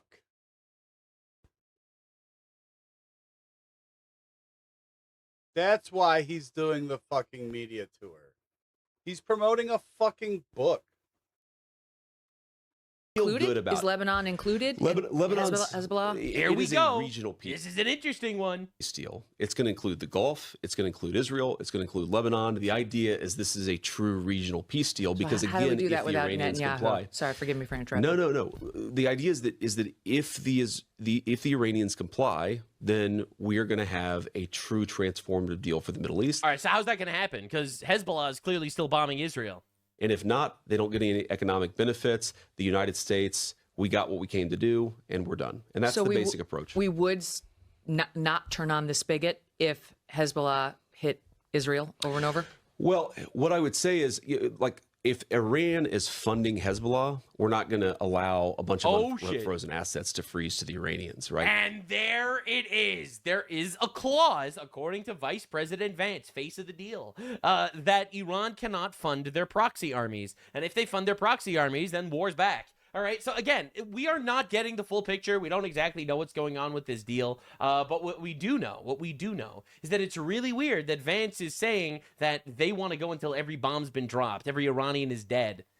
I don't know who's saying that, to be honest. Sounds a little like Mark Levin, who's been crashing out over the last couple of days, screaming at Trump for ending the war, which is insane, because the war's not over. But anywho, again, let me just understand the show that he went on. All right, this is Megyn Kelly. All right, this is the show that J.D. Vance decided to go on as the face of the deal. Mr. Trump, one of the things people love about you is you speak your mind and you don't use a politician's filter. However, that is not without its downsides, in particular when it comes to women. You've called women you don't like fat pigs, dogs, slobs, and disgusting animals. Your Twitter account... Only Rosie O'Donnell. No, it wasn't. So Megyn Kelly has had it out for Trump since 2016, trying to call him a misogynist on the world stage. All right, just understand what we're dealing with. And in fact, Megyn Kelly has been having a lot of really interesting episodes lately. This is Megyn Kelly laughing about Trump dying soon. And this was just a week ago. Numbers with the midterms all but lost already. What happens to Trump now? That we're just not good at predicting the future. You know, only every single Trump-endorsed candidate has won their midterm so far. But yeah, he's doing horrible. Absolutely fucking horrible. Oh! Imagine like this is going to happen in November in the midterms. Maybe not. Just remember that Trump turns 80 next month, you know, and I hope he has a great birthday. I don't wish Trump ill. However, he will be gone relatively soon, and we'll still have this country. I don't think things are going well. I think they could be a lot worse. I think imagine other leaders who are both malicious and competent. Trump is incompetent. Gavin Newsom is not incompetent. Yes, he is. He is immensely incompetent. Basically a retard. Far more malicious than Trump. I think he's far less transparent than Trump. Like, I don't know. We just need to keep our wits about us and not ping pong from one bad idea to another bad idea. Terrible approval numbers. So that's really, really weird. Again, like, understand what's going on here. Kind of like giggling about how Trump's 80, he's gonna die soon. Gavin Newsom is more competent than Trump, and it's like, are we serious here? Right, and again, Megyn Kelly, once again, you have to understand what's been going on Islam lately. is not consistent with the values of America, of the West. All right, so that was before Islam, not consistent, not that you can't have Islam in the West. Right, that was her big thing. Countries that don't care about protecting free speech, they should stay in countries that don't care about women's rights. That's where Islam can fester and grow. It's great. I mean, I'm sure if that's like your thing and you don't care about like genital mutilation, you might really enjoy living in an Islamic country. If you don't mind living in a life as a... They actually do that too. In Islamic countries, which one is it? I think, is it no. Egypt's the rape one. It might be Somalia. Like 96 or 97% of girls in Somalia have their genitals mutilated. They cut out their bean. They chop it off so that women can't experience pleasure. Because in Islam, a woman experiencing pleasure is a sin and not allowed. So almost every little girl over there, they chop their beans off. woman where you have to keep every inch of your body except for your eyeballs covered, yeah, someplace in the Middle East could be for you. It's not my thing. It's not America's thing. And it's not a thing that we should want or encourage in the West. I think he's understanding there may be some new listeners over here. You know, like he's... No. Don't care. They're all going back home. Gotten very, very popular lately, I read, with Muslim viewers. Yo, fuck them. Because he's been standing up for Islam, you know, and Islam is a disease. I have to tell you, Mark, it's been something I've noticed just since I've gotten sort of more clear-eyed on Israel, that a lot of the anti-Muslim rhetoric that's put out there originates with people who are very, very pro-Israel. You were putting it out there. I'm pro-Israel. Hi. Islam fucking sucks. Hi. You know the whole hijab, genital mutilation, child sex slavery thing? You were talking about that 2 months ago. There's no such 5 months ago, but who's counting really? thing as Islamophobia. You are not only entitled to, quote, fear Islam, I would argue it's your duty as a Christian. I'm not even a Christian, and I fear it is my duty to not want my head chopped off. I know. Fucking wild of me. I'm aware. I'm fucking rebellious. But yep, I would prefer my head to stay attached. So, I'm anti-Islam. To stand up and fight against it. He's having a lot of Muslim viewers flock to him. And so while he may have lost some contingent of the Fox News audience that's very, very pro-Israel and...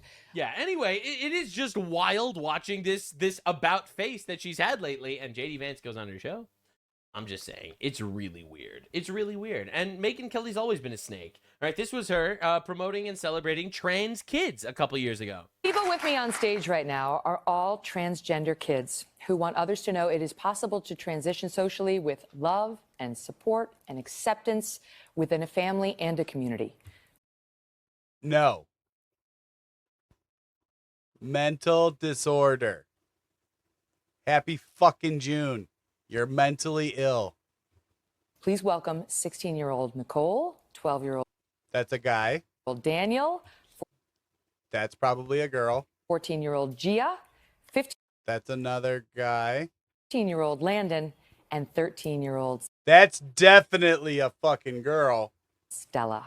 Yeah, so that's making... And that's definitely a dude wearing glasses. Okay. Well... She's a dumb bitch. Dumb bitch. Kelly and a bunch of groomed children all sitting together talking about stuff. And again, just understand exactly what we're dealing with. So a lot of people are asking, why is JD Vance the only face of the Iran deal? Where's Rubio? You know, the guy who's been completely silent, the guy who's actually been managing the conflict that is now silent. All right. The deal so far is receiving wall-to-wall criticism in general. What is going on? I legit think Trump baked this in very much on purpose. It's definitely interesting to watch develop, especially because, once again, no deal is signed yet. We don't have the information on what it actually says in the deal yet. The deal, quote unquote, is a 60-day memorandum of understanding where we decide on where we actually stand later. It's just a theory, a conspiracy theory, but hey, you watch me for my honesty. And honestly, there's something going on here that no one is talking about and that we don't really know, and I am very excited to see where it wraps up. I don't think Trump trusts the Islamic Republic of Iran like JD Vance seems to imply. So I urge you two things. One, stay level-headed about it. Have faith in God, all right? Stay level-headed. Figure this shit out. That's one. Two, you have a moral obligation to make fun of retarded people. That includes the dipshits saying that we were going to lose an infinitely long 1,000-year war with troops on the ground and nuclear fallout. And you have to make fun of the retards that are absolutely spiraling and crashing out before we even know what it says in the deal. Vance has been one interesting cookie, and we'll see where it goes from here. But the show will be entertaining as fuck. Now, in the United Kingdom, there is possibly the biggest story of the century. And of course, literally...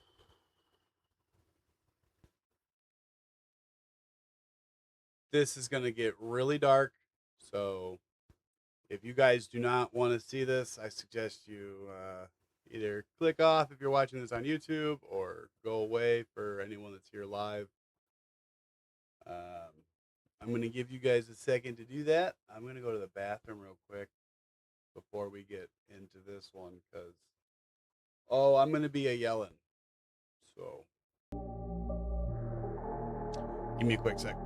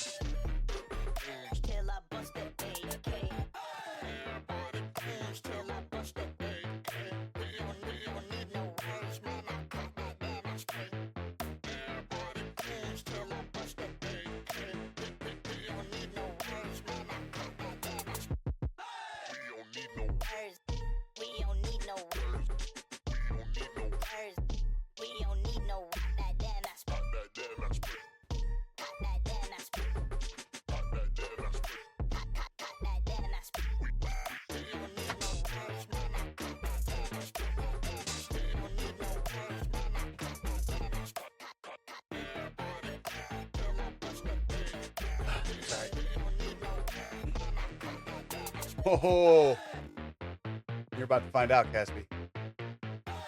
You are about to find out just what's going on in the world, buddy. Ooh. No one in the mainstream media anywhere, not in England, not in America, is actually reporting on it. So we got to do the thing that's saving the West, and that is citizen journalism. I don't normally say this, but trigger warning, you're about to see something really dark, and it's the thing that I was literally talking about for years now.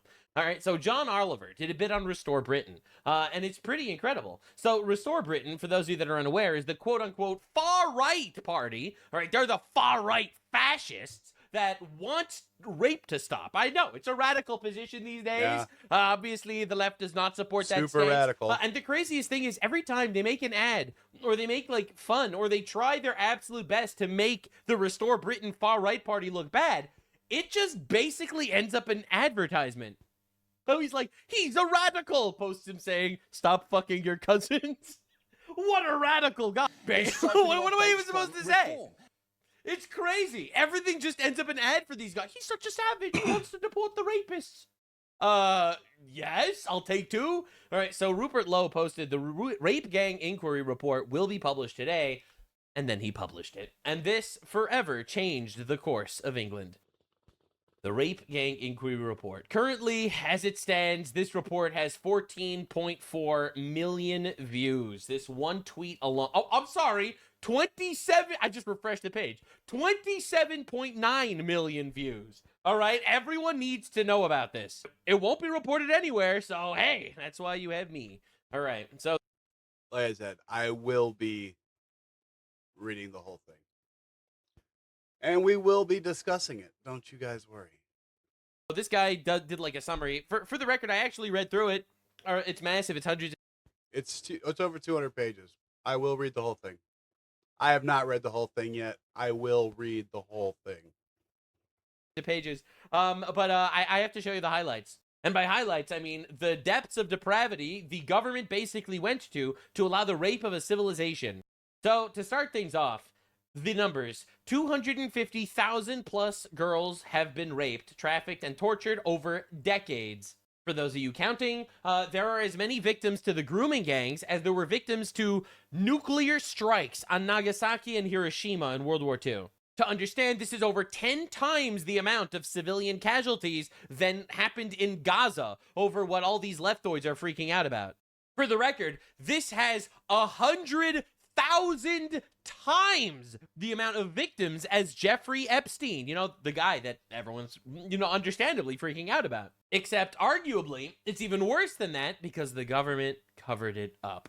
People can't even begin to understand the scale of this and the evil that we are witnessing. All right. Now, understand, this is the estimate. It's the floor, not the ceiling. It's never been counted. The same crime in 149 different districts. That's 40% of the country. All right. These aren't dozens of isolated local scandals. No. This happened on a national level. Treated for STIs at 13, sent home the same night back to her abusers. That's what hospitals did. Children's homes became trafficking hubs. The girls were arrested. The rapists walked. Pregnancy was used as a weapon to control them, and the state took their children. Red rooms, daily rape, filmed for blackmail happened. A child disclosed rape at school. They excluded the child. I'm pretty sure that means they kicked him out of school. Whistleblowers got dawn raids. The rapists got bail. 90% of convicted offenders had Muslim names, and they are 60% of the UK population. Now understand, the actual estimates for the amount of Muslims in these rape gangs were 95%, but 90% had actual Muslim names. It turns out the religion that actually supports taking sex slavery, and taking Jews and Christians and other infidels as inferior people and as cattle, that supports pedophilia to the point that their most revered man in history was a pedophile. Turns out when you import them en masse, they rape your country. It's insane to think about it. We need to make the Nuremberg trials look like a picnic. No one must escape the death penalty. You just read this. Now, just understand, it's 200 plus pages of this, and it will break you. 53. You, Mohammed Karar, prepared her for gang anal rape by using a pump to expand her anal passage. You subjected her to gang rape by 5 or 6 men. At one point, she had 4 men inside her. She was 13 years old. 54. Mohammed Karar. On one occasion, when she was 12, after raping her, she threatened you with a lock knife. Your reaction was to pick up a baseball bat with a silver metal handle, strike her on the head with it, and insert the baseball bat inside her vagina. It is hundreds of pages of this. Some of the most unbelievable, barbaric atrocities you could possibly imagine are just happening daily, covered up by the British government. And this is not just in England. This is in every single European country. And this is happening in America, too. On a lower scale, 1% of our population is Muslim as opposed to, 6.5% of England. But look what 6.5% of the population did. So many people need to be fucking executed. Everyone's tired of this. These horrific crimes have only escalated in recent decades, especially following Tony Blair's 1997 victory, the start of the orchestrated mass migration. Interesting. With greater numbers, there came greater opportunities for abuse. Perpetrators built organized networks that transported victims between towns and cities, passed girls between adult men. Each of these areas, the same tactics were used. Girls as young as 11, targeted with gifts, alcohol, drugs, collected in taxis at school gates, care homes, streets, taken to houses, flats, restaurants, hotels, then raped repeatedly by groups of men, passed between perpetrators, trafficked across country lines, many cases impregnated or forced into abortions. Lines. Most victims endured violence, were filmed for blackmail, or were told they were white trash or kofar, meaning a non-believer in Arabic, who deserve punishment. The authority at every level, including the police, social securities, health services, schools, listening bodies, and politicians, knew the patterns, possessed the intelligence, yet still failed to protect the country's children. It's literally state-sponsored generational rape. Understand, bro. Taylor, before they raped me, they would chant Bismillah, Rahman, Rahim. Translation, on the name of Allah, the most gracious and the most merciful. So, praising Allah while raping children, it's almost like taking child sex slaves as part of the religion or something. That's weird. Now, understand how bad it got. While Keir Starmer was the director of public prosecutions, he's currently the prime minister, by the way, it had been reported 13,000 suspected rape gang members and pedophiles were let off with warning letters. Oh, it's just part of the culture. I don't want to actually necessarily offend anybody. It's part of their culture to rape children. I'll give them a warning letter. They just raped a kid with a baseball bat. Understand what's going on here, man. Around 87% of those convicted in these groups-based child sexual exploitation cases bore distinctly Muslim names. Yeah, and the vast majority of men involved in these gangs were not convicted. Dr. Haj Hargari, an imam with the Oxford Islamic Congregation, believes the true proportion of gang members who are Muslims are around 95%. Understand, Pakistani Muslim adult men are under 3% of the population of the country and did 95% of the child gang rapes. And you're going to sit here and you're going to scoff and you're going to tell me this isn't a real thing? To the shock of many, only 87 to 95% of the rape gang members in the UK were Muslim. This was a shock to everyone, and no one saw this coming. Now understand the scale here. 250,000 white girls raped. There are 800,000 Pakistani males in the UK. Every single one knew about it, man. Remigration, sending them back to their homelands, that is the moderate position. That is the bleeding heart liberal position. If it was up to me, they would never walk again. All right, this is insane, by the way. All right, now they wouldn't have to worry about walking, if I gotta say. Take them out back, put a bullet in their head, done. Understand, they've known about this forever. There appear to have been upwards of 250,000 young white girls raped in this century, very largely by Muslim men. And given the... And then everyone in the parliament, oh, how dare you? How dare you make this a race issue? It is infinitely worse than your nightmare. It's not a race. It's an ideology. And it's a fucking crooked-ass backwards one. Okay, is worse than your nightmares. Our inquiry report proves without a doubt there is an undeniable link between religion and the rape gangs. Islam. As a country, we need to finally have the courage to say so. It's literally common sense and obvious truth. The reward for tolerance is treachery and betrayal. We need to wake up, man. It is insane that people are just snoozing through this. Yep, I don't care what color you are, as long as you're not fucking Islam. If you're Islamic, I got a problem with you. Sorry. You can make the choice to be un-Islamic. But as long as you're into raping little kids, like, we can't be friends. Sorry. The media didn't talk about it. The rape gang inquiry, what happens next? I intend to use my parliamentary privilege to name perpetrators and their enablers into chamber. This will be done incredibly carefully with our legal team involved every step of the way to ensure no future prosecutions are jeopardized. We are cooperating with the authorities in order to help cases be opened and reopened, but my faith in the system is not high.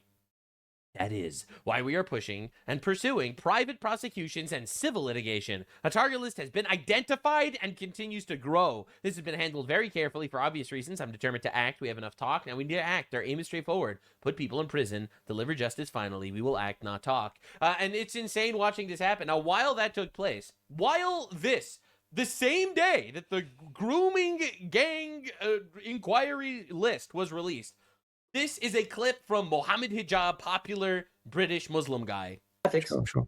Yeah, ethically, I think Saudis are superior. Saudis are superior because they're Muslims. No. I know they're superior because they're Muslims. My question to you is, do you think they are ethically superior? Yes, ethically superior. Yeah, okay. Of course I do. And you all ethics. Sure. Yeah.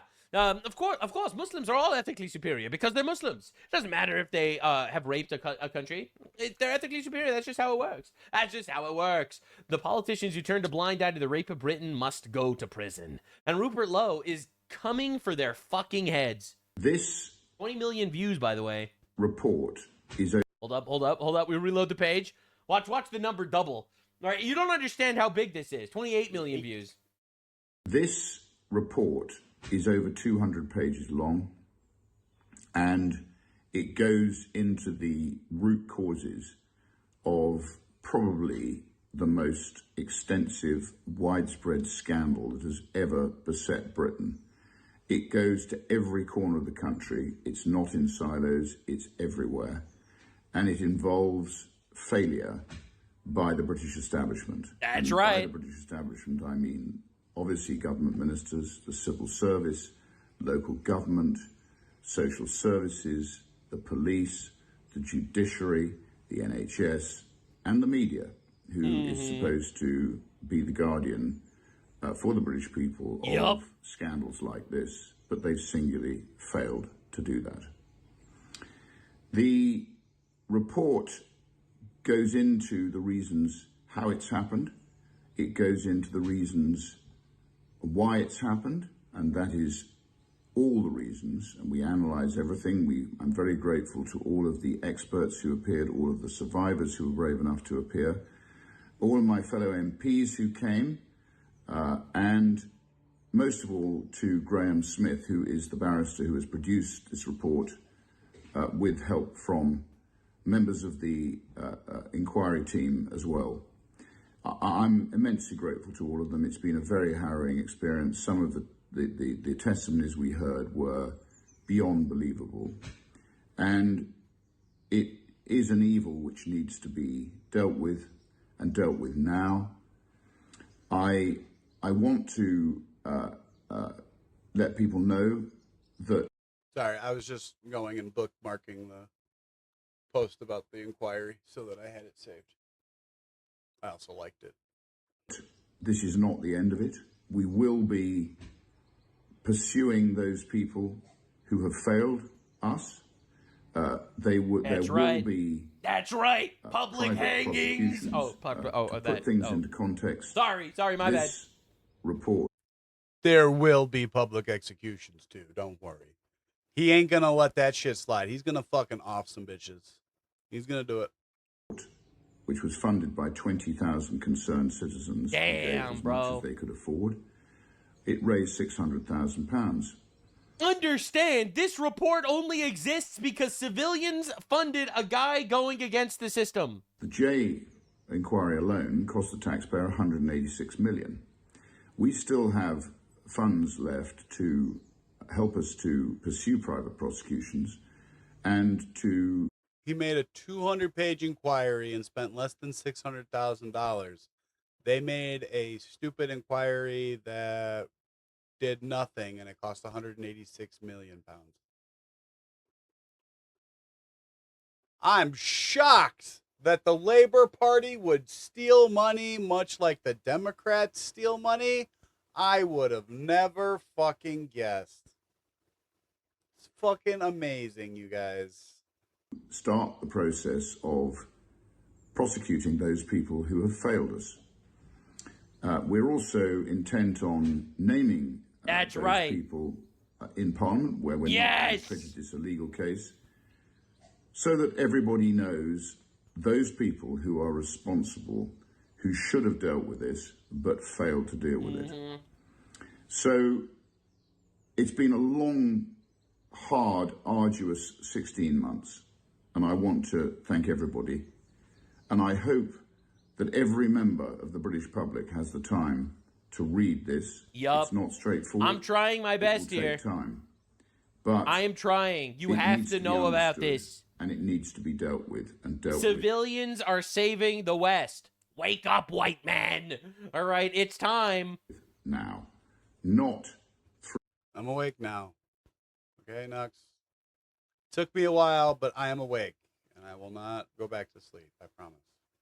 through a... Except for at night. I will go to sleep tonight. But then I'll be awake again tomorrow, and I will be yelling on the internet to nobody. statutory inquiry which has been forced by our inquiry, a statutory inquiry which, by the way, has had the terms of reference watered down and will, like all government failures, be kicked down the road.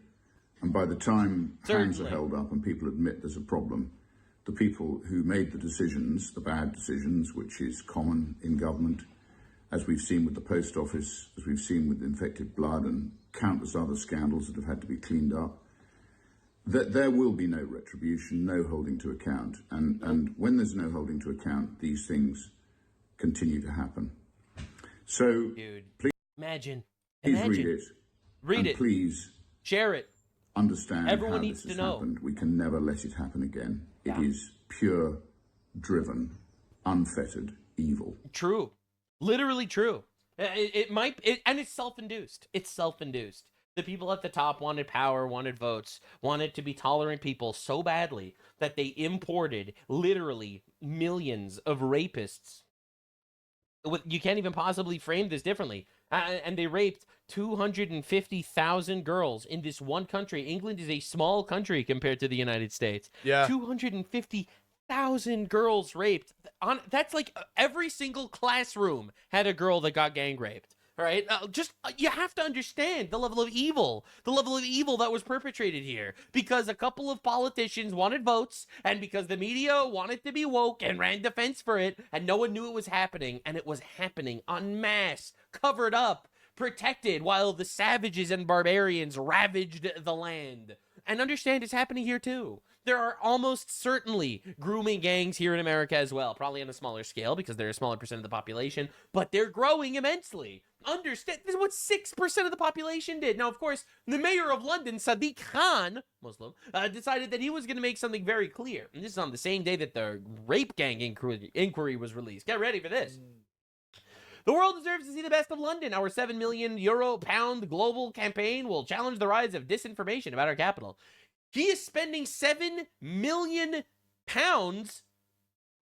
for what? To prove that diversity works? You'd think that if diversity works, it would be free to show it. You'd think you wouldn't need £7 million to lie about diversity working, right? Diversity is such a strength, they need £7 million of global public relations propaganda campaign to convince you of it. Dude! And the quote tweets of this, every single one, all of them in shock. That was the one guy to give you an idea of the scale during the rape of Nanking, Japanese. We watch sometimes with Nux. The one with the world flag behind his, or world map behind his head. These soldiers were estimated to have raped 20 to 80,000 Chinese women. This report estimates 250,000 women victimized by these Muslim rape gangs. All right, some of them just list some of the crazy ones that actually stick out. Like, for example, how they were branded M for Muhammad. What the actual fuck, dude? This is insane. Absolute insanity. 87 and 95% of them were Muslim. All right, social services called a 13-year-old girl racist and recommended contraceptives to her instead of denouncing her Pakistani rapists. Social services returned a girl to a grooming gang to not be racist. And then suddenly, for no reason at all, they voted for Hitler. Are we really surprised the direction that this would go if it keeps getting shut down like this? Really? This is approximately 1 million times worse than Epstein. It's not even remotely close. The scale, the nature of the crimes, powerful institutions implicated. And yet something tells me that many of the Epstein obsessives will have nothing to say about this at all. Yes. Because Islam is a cash cow, because Islam is huge, because there's billions of Muslims and billions of Pakistanis watching Tucker Carlson. He will not bring this up. He has time to interview every Iranian state agent and fucking retard on the planet to talk about Israel or something. But no time for a little thing like this. I'm sure that all the leftists like Hassan that have been calling Donald Trump a pedophile, I'm sure they're going to be on top of this one. I'm sure they are going to be very, very excited to talk about this.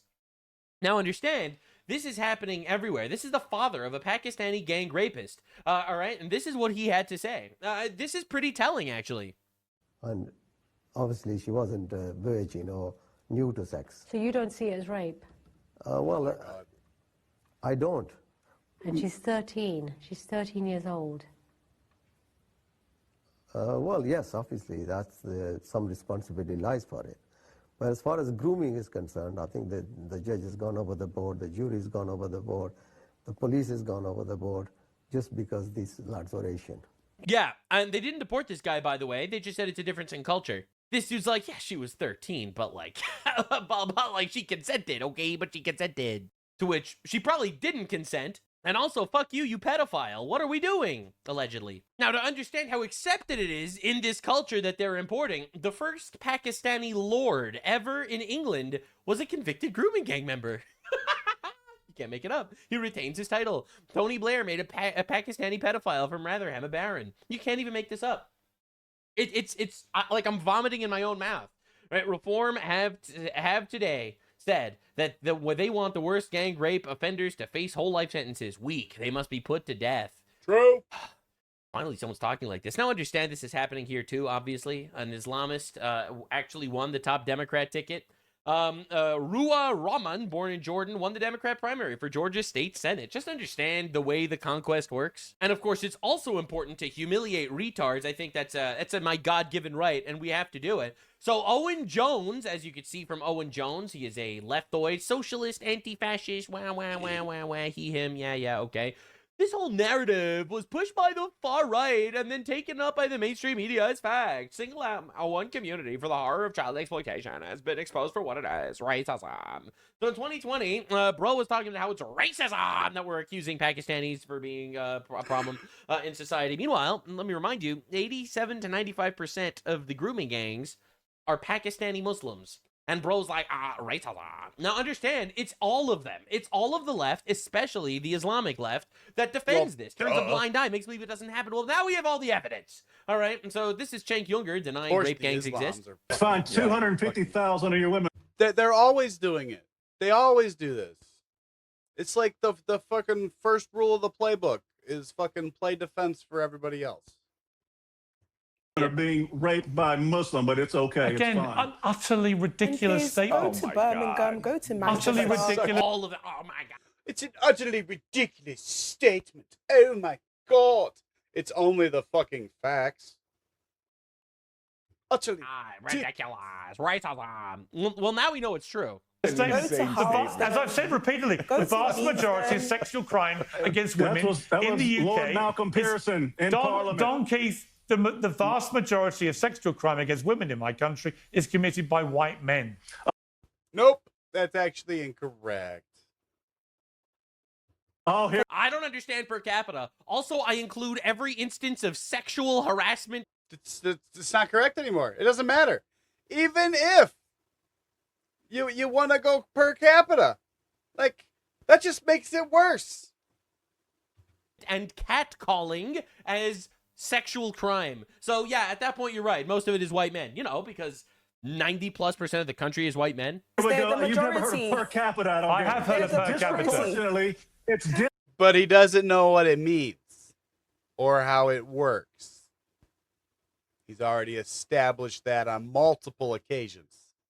disproportionately committed by Muslims against white Christian girls because it's a rape genocide. Right, let me bring Cenk in. Bro just comes in. Yeah, let me bring in the Muslim. All right, and they all do this, by the way. This is Mehdi Hassan saying it doesn't exist. We know that the very vast majority are actually British Pakistanis. So hold on. You're trying to deflect it into thinking it's somehow white men doing all this. Oh my God. So in Glasgow, there were white men. So 11 people abused 3 children, one of them in a nappy diaper. I'm not talking about gang. Glasgow. You're not talking about that, nor is Elon Musk. In the West Midlands, in West Midlands. Bro finds like 3 instances of white guys being rapists and is like, oh my God, you're such a racist. Yeah, don't get me wrong. It is 6% still. there is still 6% of white men. 6% of the crimes are still being perpetrated by white guys. So, yep. Of all the gang rape, 6% is perpetrated by white guys. You will have a few cases. Yep. That is true. But you won't have a 200-page inquiry about it.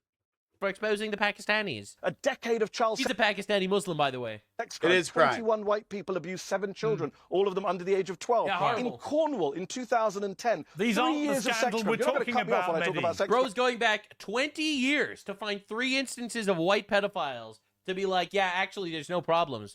6 men. Well, I'll get to that in a moment. 6 men abused 30 girls, the youngest of whom was 5 years And they old. should And be you've just made my point for me. These are the scandals we're not talking about. Why? Why are we defining child sex crimes and grooming gangs by race unless you're... You know, because it's 3% of the population. That's 95% of the rape gangs.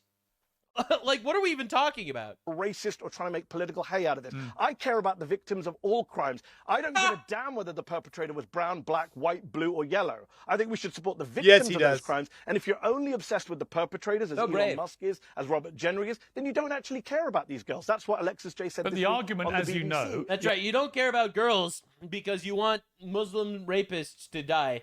The argument, as you know, the argument, as you know, from those who do want a big further inquiry, is that actually it was a very specific section of the community, a very specific section of the Muslim community, and it was British Pakistani men who they believe were operating under some warped cultural thing, which they felt entitled them to behave this way.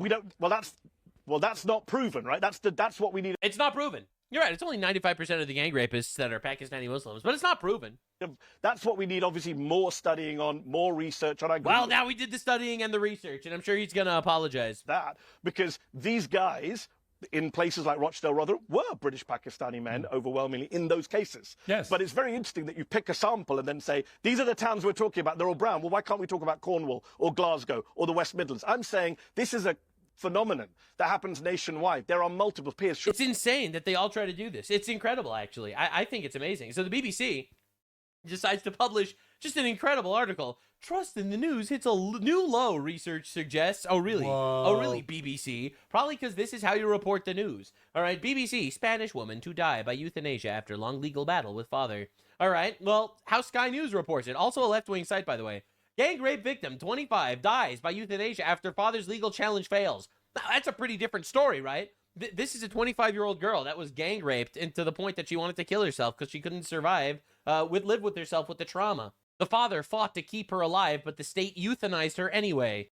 Absolute travesty of a situation that happened. All right? Welcome to Spain, everybody. BBC's Jeremy Bowen admits he got it wrong in Gaza hospital report, but has no regrets. Wow. Great. International editor says he doesn't feel particularly bad about his inaccuracies. Gee, I wonder why people don't trust the news. I wonder why I stopped watching the news. And I now get my news from blue fucking Voldemort. Yeah, we made up the genocide, but I mean, to be fair, we did stick it to the Jews, so you know it was all worth it at the end. All right, bro, this is all of them. All right, so yes, no one trusts the media. The media literally covered this up. It's insane. Now understand, Sneeko, Muslim, he has decided to do like this short, like 1-minute podcast with random people on the street, and this is him saying that there isn't a solution to this problem. You know, there are facts that are kind of hard to ignore in England, like over the last 10 years, rapes have gone up over 1,000%, which can't be ignored.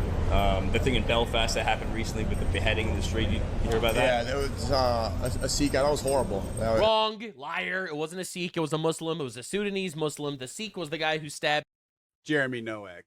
Henry Nowak. Henry. All right, now it wasn't a Sikh. Not Jeremy, Henry. Sorry, Henry Nowak. It was a Muslim, but Sneeko loves running defense for terrorists. I saw they started burning down houses afterwards. Right, and there is two-tier policing over there. So, you know, if the police are called to a scene and you were white as opposed to I saw that he was stabbed and they didn't put him in the ambulance. Right. They handcuffed him when he was bleeding out. It was horrible. Yeah. So what do you do about that? Like, I don't know what to do about that. Well, I know what to do. That's a problem. I don't think there's... You deport all of them. solutions for those. I think a lot of No those solutions. crimes are amplified to make people more hateful. Yeah, I think we're just amplifying the crimes. It's the Zionist media. The Zionist media is teaching you about how 250,000, except it's literally not reported in the media anywhere. And actually, there is a really, really obvious solution. And remigration, well, that's the moderate solution.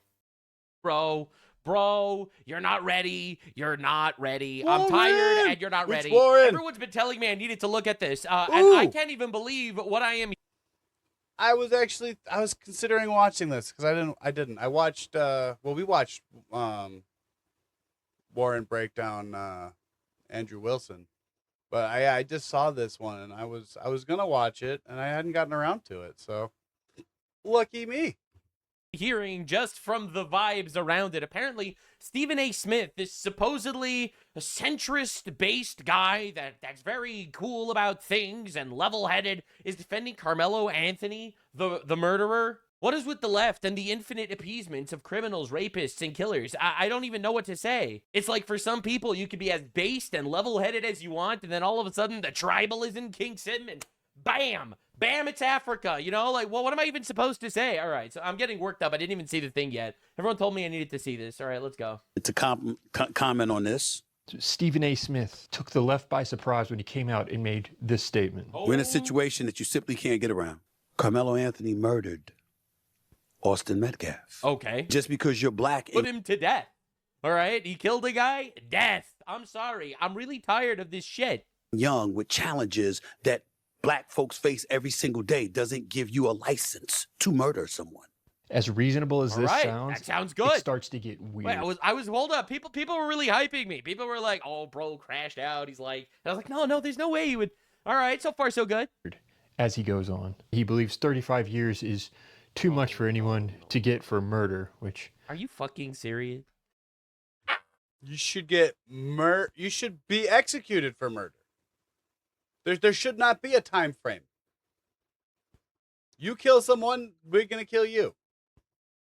You don't want us to kill you? Don't kill someone. Why are they like this? Why are they like this?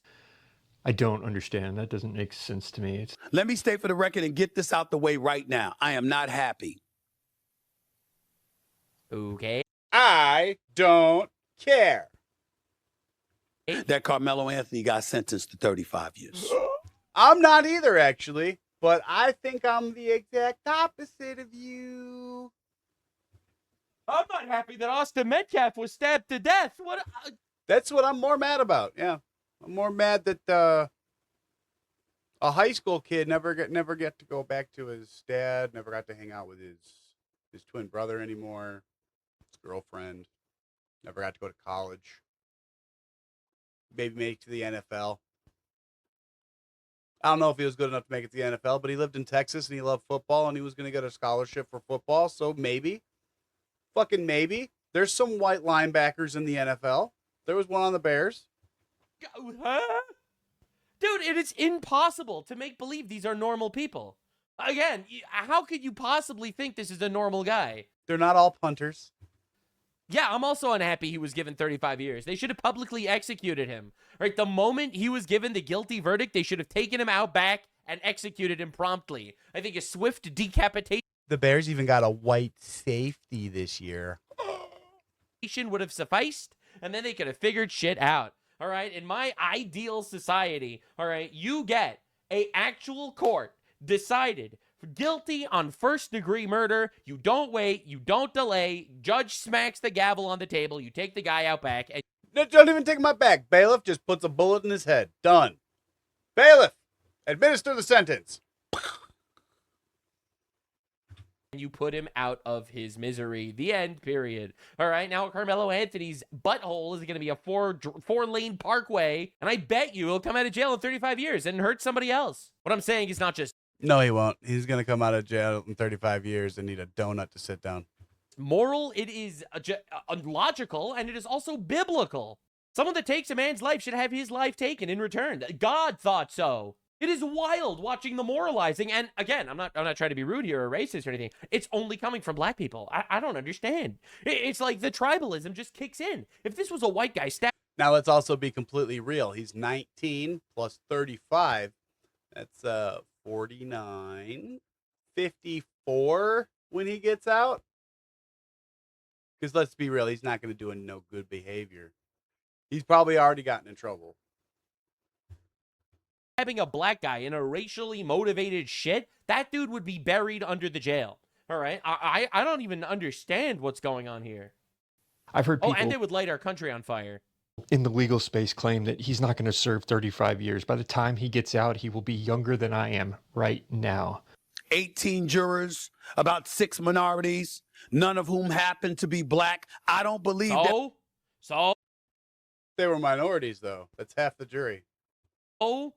Jury of your peers does not mean they have to be the same race as you. I love how this guy believes that it's murder. Stephen A. Smith started off by saying it's murder. He killed the guy. So why do you want a different jury?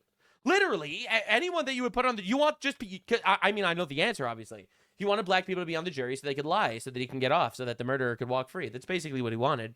All right, let's understand exactly what he wants. He believes that if you put black people there, they will see with their super black person eyes, and all of a sudden, because of tribalist bullshit, they would be able to get him out. All right, now, again, I don't believe most black people would do that. I think the blacktivists would do that. But your average black guy wants this guy in jail forever. I refuse to believe it's basic sentiment among the black community that, yeah, actually killing white people should be legal. I think it's only like a small minority, like 30%. I'm kidding. I'm joking. That's being judged by a jury of your peers. Here's the reality, though.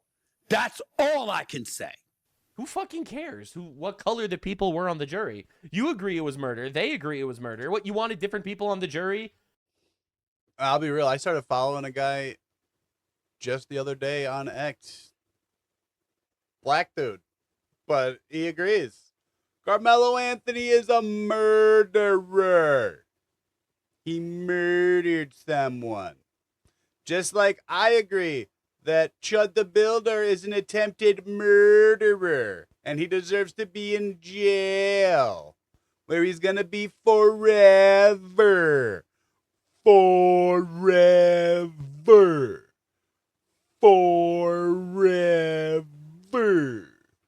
So that they could lie? Yes. Yes, that's exactly what he wanted. He wanted this murderer to get off. I would give it. You just can't really say it out. Don't care what color you are. You try and murder someone or you do murder someone, bye. Do not pass go. Do not collect $200. We will never see you again. Fuck off. Personally, I want you to get a bullet in your head. But I don't get it what I want most of the time. I've come to terms with that. Out loud because he knows how fucking retarded it sounds. Anything. Bro just wants killing white people to be lesser of a crime than killing black people. You know, last time I said this, I had people really coming for me. People on Twitter were really upset with me for saying that. But I would like to hear another alternative. Okay. To be able to say something definitively in Carmelo Anthony's defense. Why? Why is that a desire He's a murderer. that you have so deeply that you would give because of tribalism? Anything for? Because it's a little black boy, and I've got to be on his side because he just does not know what he does. Or why do you feel the obligation to come to the defense of one person over? Because he was just an innocent little black boy who didn't know no better. He didn't know that he shouldn't stab the little white boy.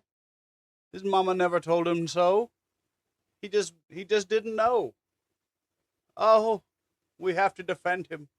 The other, which is what you are insinuating. And it's kind of like the big fat white boy out here fucking saying the N-word until fucking finally a black guy decides to punch him in the face so he can shoot him. No, you don't get off for that. Nope. Enjoy your fucking time in jail. Right here. Bye-bye. It's only going to get stranger. Anybody with an incident like this is going to want to hear from Representative Jasmine Crockett. Take a listen. I wouldn't. I don't want to hear from her. He's retarded. This wasn't someone who said, hey, let me stab you 5, 6, 7 times. No, it was just someone who said, I'm not moving no matter what you say. Fuck you. Fuck you. Oh, you touched me. Click! So when you're looking at the he only stabbed him once in the heart and killed him. So therefore... punishment range, there's a reason in Texas that it goes from 5 to 99 or life because you are looking at how intentional, like how bad. So it's 5 to 99 including life, and he only got 35. I'd say that's a light sentence. Wouldn't you guys agree? Is that not a light sentence comparatively? Also, I know it's 5 o'clock. If any of you got to go, I understand. I'll see you later, but I'm going to keep going because I've still got a lot of video to go. Yeah, lots of video. Still another 40 minutes for me. Bad was this? He said, touch me and see what happens. And then he touched him and then he stabbed him in the heart. That is obviously premeditated first-degree murder. And you know who agrees with me? The whole jury. And juries are retarded. Notice she does not mention at all the fact that he stabbed someone. 35 years for a kid who had decided to go under a tent that was not his team's tent as it was raining. It was raining outside, and he went under the tent, and now he's in jail. Did anything happen in between? Maybe like a little stabbing a white guy in the heart? Like a little that kind of thing? Did that happen somewhere in between the whole wanted to get out of the rain and going to jail? She makes it sound like he was just trying to get out of the rain. The fact that there was little to no mercy seen or humanity seen. Why do we need mercy? Humanity? Did he show Austin any mercy? Did he show Austin any humanity? No? Cool. Not showing him any either. Would be executing this man, all right? Because human life is so valuable. It is so beautiful, precious, and important that a murderer needs to die because he took a life. And his life needs to be taken in return, all right? Since human life is important, we need to execute killers. Yep. When this black boy said that I was scared. He's a black boy. Oh, he was scared in court after he murdered a guy. He murders the guy, and then he's scared. So we should just let him off. What the actual fuck are we even talking about? Right, these are not serious people. I don't even understand how they exist in our political sphere. This doesn't sound like Western civilization to me. This is how she brings in race there. Why? Or the fact that honestly. Why? It's because she wants it to be legal to kill white people. In between the whole wanted to get out of the rain and going to jail. She makes it sound like he was just trying to get out of the rain. Big jump, the fact that there was little to no mercy must have gone seen off. or humanity seen. Why do we need mercy? Humanity would be executing this man, all right? Because human life is so valuable. It is so beautiful, precious, and important that a murderer needs to die because he took a life. And his life needs to be taken in return, all right? Since human life is important, we need to execute killers. Yep. When this black boy said that I was scared. He's a black boy. He said he was scared in court after he murdered a guy. He murders the guy, and then he's scared, so we should just let him off. What the actual fuck are we even talking about? Right, these are not serious people. I don't even understand how they exist in our political sphere. This doesn't sound like Western civilization to me. This is how she brings in race there. Why? Or the fact that honestly. Why? It's because she wants it to be legal to kill white people. Anybody else who did something with such a small object. Notice a little tiny object, a knife that he stabbed someone in the heart with and killed him. She just said he did something. She doesn't even say knife. She says object. All I know is that it wasn't considered unlawful carrying of a weapon because the blade. Oh, it was lawful carrying and then stabbing a guy in the heart. Was not long enough. A black kid did something, trying to get out of the rain. That's all I get from what she said. Everybody has a point. But then, No! The blacktivist community that's saying this shit because they want to legalize the murder of white people actually don't have a point and should not be accepted in civilized society. Anyone who has that position, I'm not a racist or anything. Of course not. I just like staying alive, and I pick my subway seats, you know, dependent on the smallest chance of me losing my life, okay? I'm just saying. So I wasn't a racist last week. This week, I'm getting closer. I don't know what it is. I'm not sure what it is. Honestly, I don't know. But I am getting closer, I fear. Although, not sure how much I actually fear it. So, Easton, you might have company soon. So the reality is, whether you're white or black, if you decide that you want to defend Carmelo Anthony, I think that you should be excised from public life. You should be fired from your job. I don't endorse canceling you. You just obviously want to legalize killing white people, and I don't think that's very nice. If you're not a citizen, you should absolutely be deported. I don't give a shit if he's from the Romulus tribe and he killed someone in the Klingon tribe. That shit doesn't fucking matter to me. He's a murderer, and now he needs to die. Period. The end. You disagree? You should probably be excised from public life and lose your voting rights. And Stephen A. Smith goes on to claim that, well, she does have a point here. The discussion we should be having is, are we supposed to be judged by a jury of our peers? No, the discussion we should be having is why is this kid, as you call him, not executed? Right? Why is he still alive? Is he a black person on that jury? I don't care. Again, the reason why there was no black person on that jury was for two reasons. One, the lawyers struck them out. You get 3 strikes to strike out potential jurors, and the actual prosecutor struck out the 3 black people. Very, very intelligent of him, I must say, because it turns out tribalism does exist, and it doesn't matter if this kid is an obvious murderer, people will still run to defend him. All right, that's one. So based lawyer for kicking out the black people. Based racism, I have to say, it worked in his favor this time, as it often does. And also, it's because they are in a majority white district. So there weren't a lot of black people. So a jury of your peers is the people living around you, not people that come from the same tribe. All right? This shit's insane. Stephen A. Smith, you are only judged by your peers if they are black. Anyone who's not black, according to your logic, is not a peer. They said minorities. What kind of minorities? Asians? Native Americans? Hispanics? What? They literally said, like, it was one Mediterranean guy and it was a couple of Middle Eastern people. Like, they literally had the exact ethnic composition of the jury. See any black people on that jury? Based. Why take the chance? That's about it. 2 Hispanics, 2... Oh, I don't remember. 2 somethings and 1 Indian. South Asian Indian. But yeah, there was 5 minorities.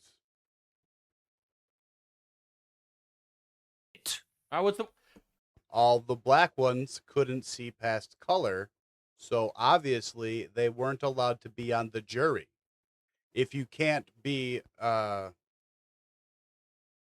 the fucking word? Oh, objective. If you can't be objective, you can't be on the jury. So it's just the way it is. You agree it's murder. Why are you complaining? Outside of that, Carmelo Anthony has no hat to hang on. So make no mistake. Okay, so he's a murderer and he should die. But anyway, I'm going to defend him. Still defending Carmelo Anthony here. Why wasn't this criminally negligent homicide as opposed to first-degree murder?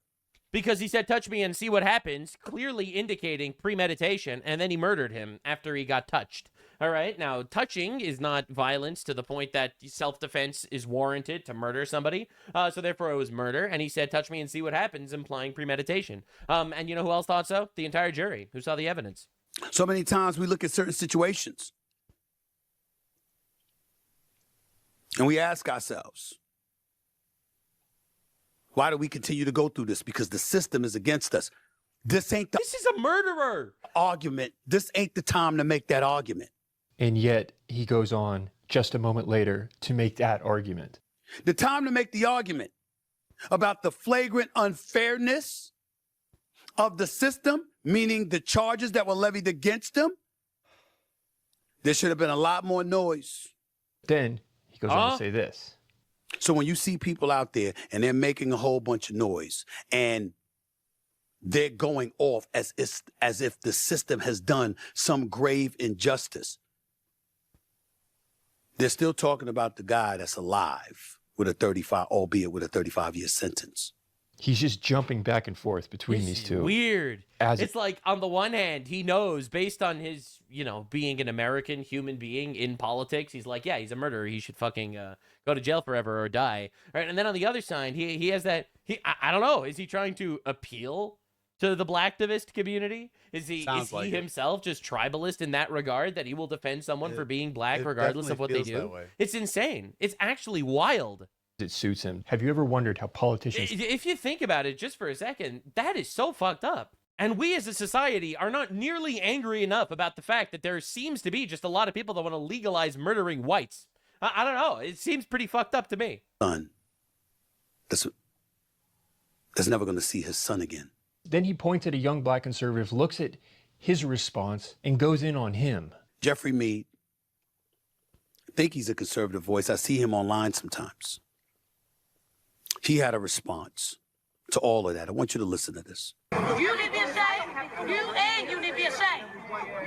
Because that's $20 that was in there. Notice what it was about. She said, you guys ought to be ashamed because that was one of y'all's that was in there. Meaning the black law enforcement officers ought to be ashamed because a black boy was just convicted of murder after he stabbed somebody through the heart and killed them. They're siding with Carmelo Anthony simply because he's black. That's right. We are seeing based. This guy's fucking awesome. Yeah. people remove their ability for critical thinking and reason and banding together by tribe based on race. You're the same race as me, therefore I'm going to blindly take your side, regardless of what the facts or logic indicate. It was about the fact that they're black, he's black. That means you should be on his side and you shouldn't be helping enforcing any laws around this place. He's right. This is why you see black people in many cases around the country losing their mind right now because they're automatically siding with Carmelo Anthony because he's black. That's a correct. This dude's awesome.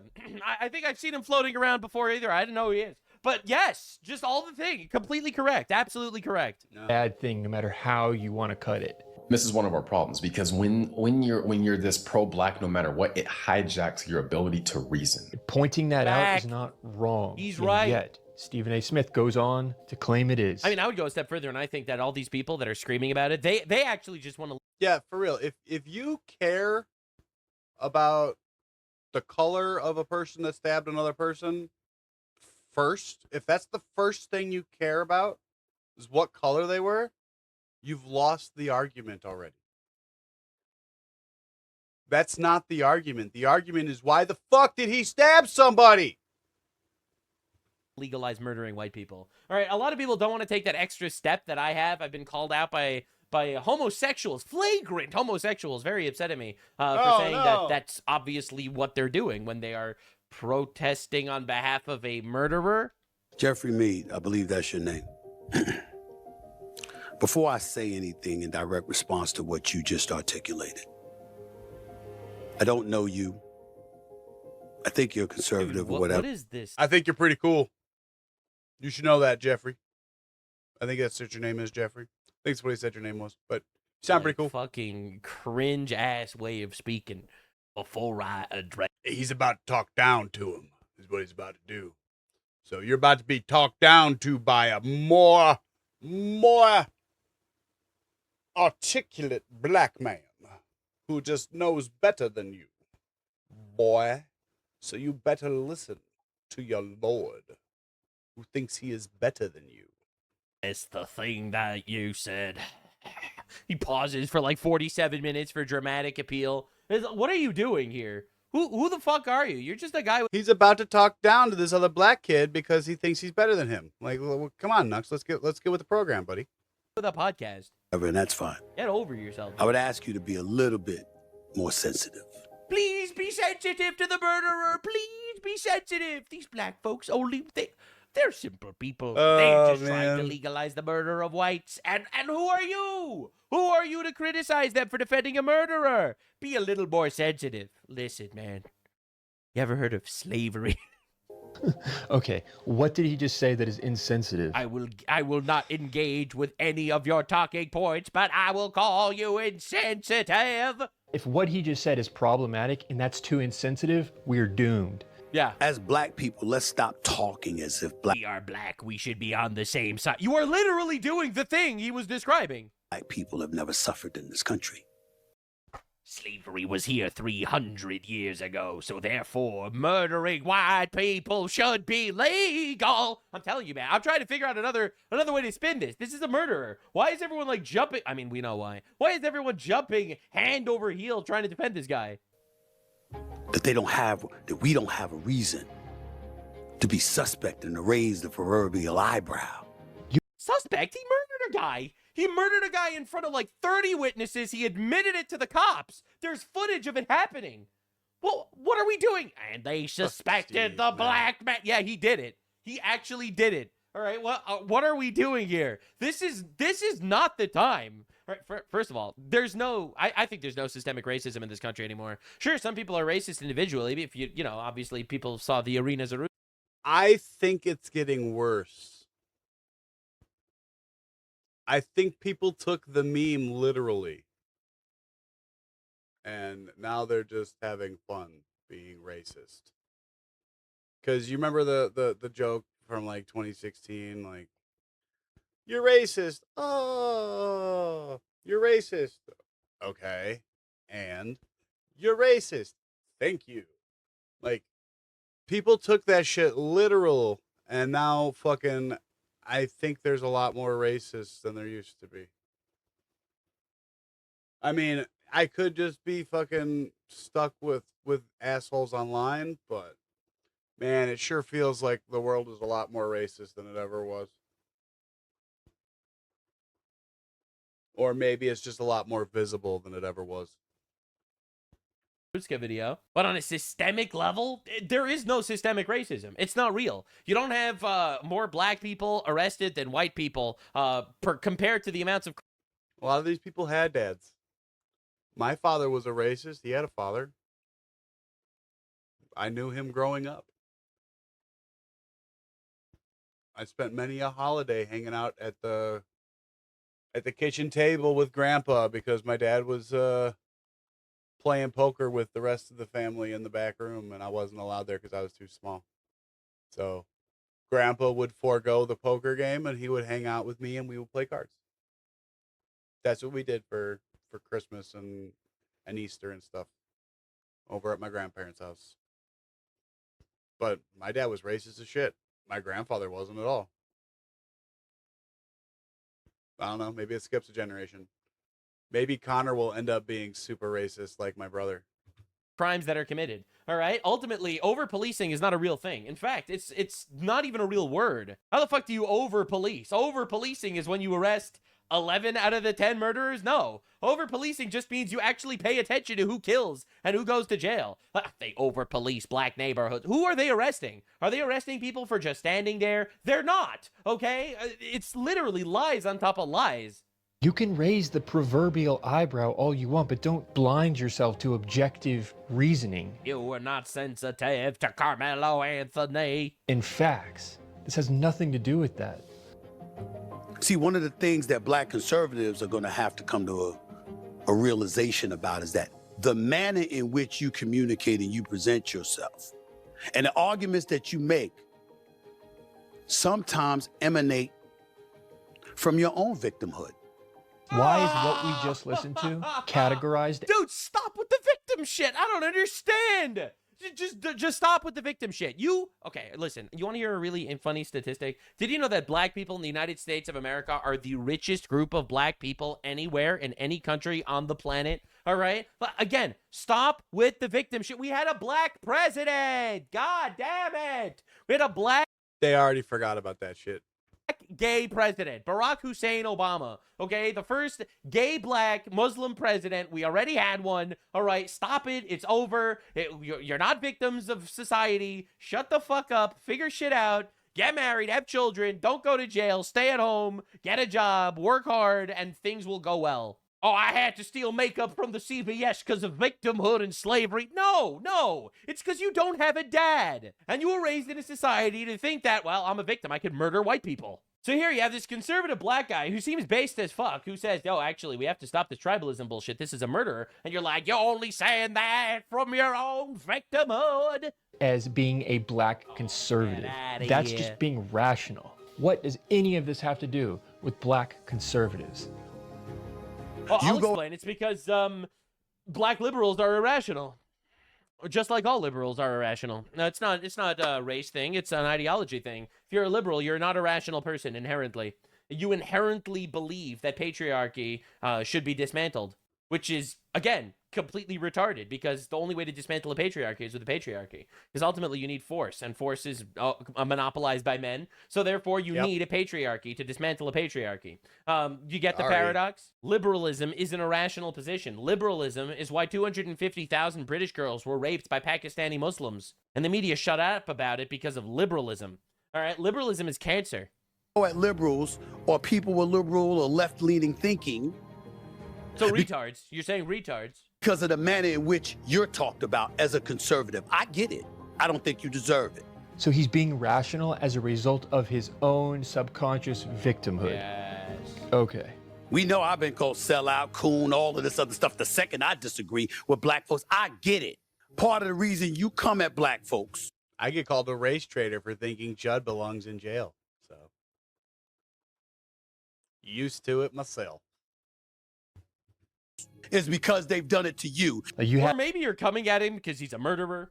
All right, listen, man, I don't come for Jeffrey Epstein because Jeffrey Epstein is Jewish and I have some sort of inherent victim complex or some shit. No, I do it because he was a monstrous pedophile. All right, that's why I come for Jeffrey Epstein. I don't see any Jewish activists going out there protesting for Jeffrey Epstein, okay? All right, because that guy was fucking horrible. He was a monster. All right, the sentiment, however, seems to be in, let's just say, small subsets of black society that Carmelo Anthony should not have gone to prison because murdering white people should actually be legal because of oppression or something.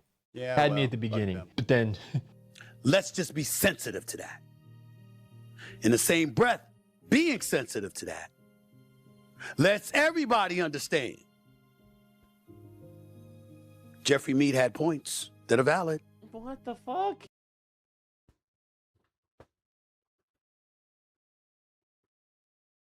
It's like back and forth, back and forth, back and forth. Motherfucker. Pick a fucking lane, man. Like, you used to be a straight shooter. That's not straight shooting. That's fucking walking the line like a motherfucker. That's sad.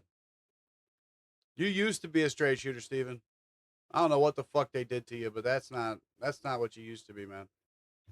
The fuck am I listening to that? You're insensitive. How could you say that it's victim complex? But your points were valid. What the fuck are we? Dude, these people are so fucking cooked. Is this discourse on the left right now? Is the victimhood Olympics? Always has been. Always has been. True. Always. If you're a victim Olympian, like I'm not interested in you and bothering with you. I'm done with you. I don't care anymore. If the first thing that comes out of your mouth is, this happened to me, oh, I don't give a fuck. Don't give a fuck. Do I come on here fucking bitching about my day? No. I come on here laughing at fucking retards and playing video games. Now, the new face of the left, I keep doing my... This motherfucker. He's a dog rapist.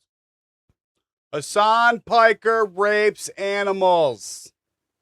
My best to make this guy the face of the left because, you know, he's a terrorist. So, in my opinion. So, Hassan Piker is having a really, really very bad, no good, very bad day. And things are going very poorly for him. All right, turns out everyone on the left is canceling all of his events. People are closing down rallies just because he might be showing up. All right, this dude is right now an absolute nightmare to be around. He is a black cloud. All of his candidates that he endorses lose. He is just this dog-shocking, terror-supporting miasma of misery, and everyone is catching on. So first, Hassan has to react to his upset chatters because they're like, wait a second, we're watching and we're really realizing you're like really LARPing as a revolutionary, you know? You're out here, you're fighting for Palestine or whatever. You're fighting for Palestine, but you're not really doing anything. You're just kind of sitting on your ass and making millions of dollars. Look to these unbelievably powerful forces and why they are so aggressively trying to thwart this movement.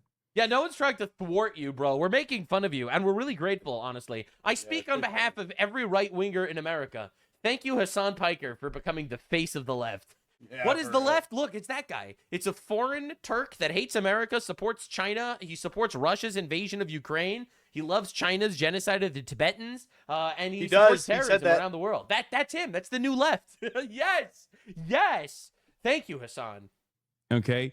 I know it's really easy to just go on Twitter and be like, this guy is a sheepdog for the neoliberal Zionist Democratic Party. He just wants to take all this revolutionary potential of the masses and like feed it back in the Democratic Party. Revolutionary potential is when you say free Palestine on a live stream and make millions. But like, there's a reason why they're not going after hammer and sickle Twitter users, and they're going after my bitch ass. Okay? Yeah, because you're a terrorist. Fuck about these people. No one knows who they are. You have managed to gain some sort of fame. We know you have an entire chat of domestic terrorists and inbred retards, and honestly, it's great. It's really fun.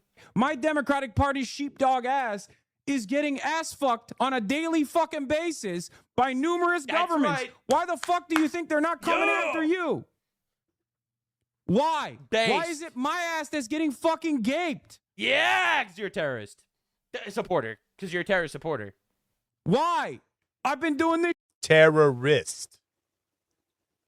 I will take away the supporter, advocate, sympathizer. He's just a terrorist.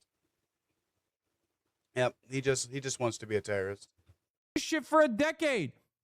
And until recently, until I decided to become more active in this part, in the electoral route a little bit, and actually put... Oh, yeah? How's that fucking working out for you there, buddy? How's that working out? Getting out of the house more often, going around doing things. Is that working out for you in a good way, or just wondering?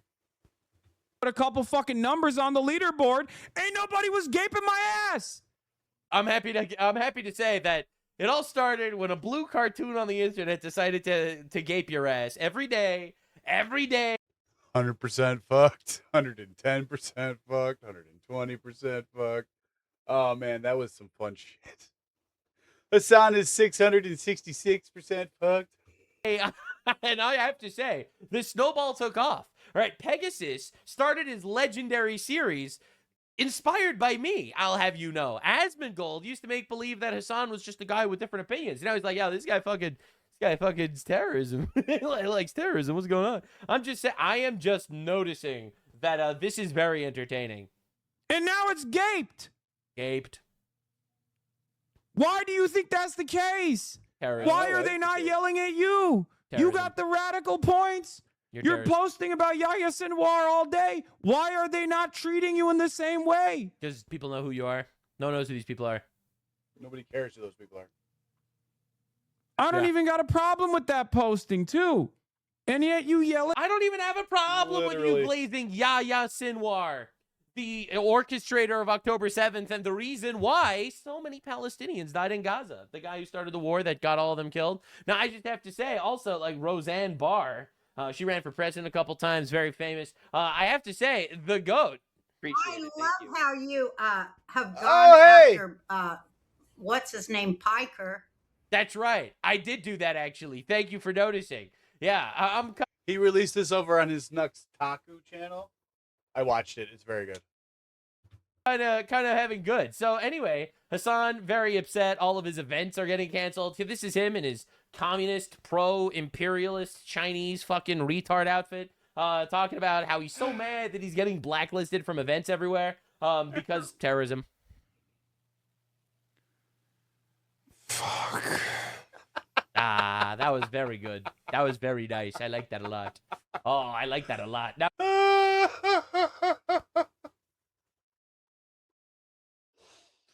oh, man. For the full context, this is him crying about it. Appear. Why are they all canceling? I think part of it is because I'm appearing. Terrorism. It's probably part of it, yeah. Probably part of it. Yeah, people don't like... terrorism is not good, actually. And most people realize that intuitively. God damn, dude. Oh, yeah, dude. This shit is so ass. Oh, look how mad he is. Oh, God. Oh, it's so fucking nasty. Oh, I like it. It's great. When did this get posted? Bro, this just happened 20 minutes ago. W? What the fuck? Dude wakes up, opens Twitter, realizes a different group of people just does not want to be anywhere near this guy. Live Nation blacklisted us? Wait, what? Let's go! I don't like this. There's something strange it's the Jews, probably. taking place here. The Jews did it. I'm going to be honest with you. Yeah.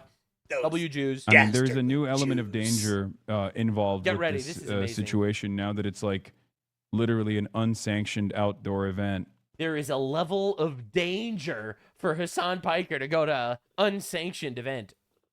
These major venues, these massive venues are indoors. There's a level of security involved.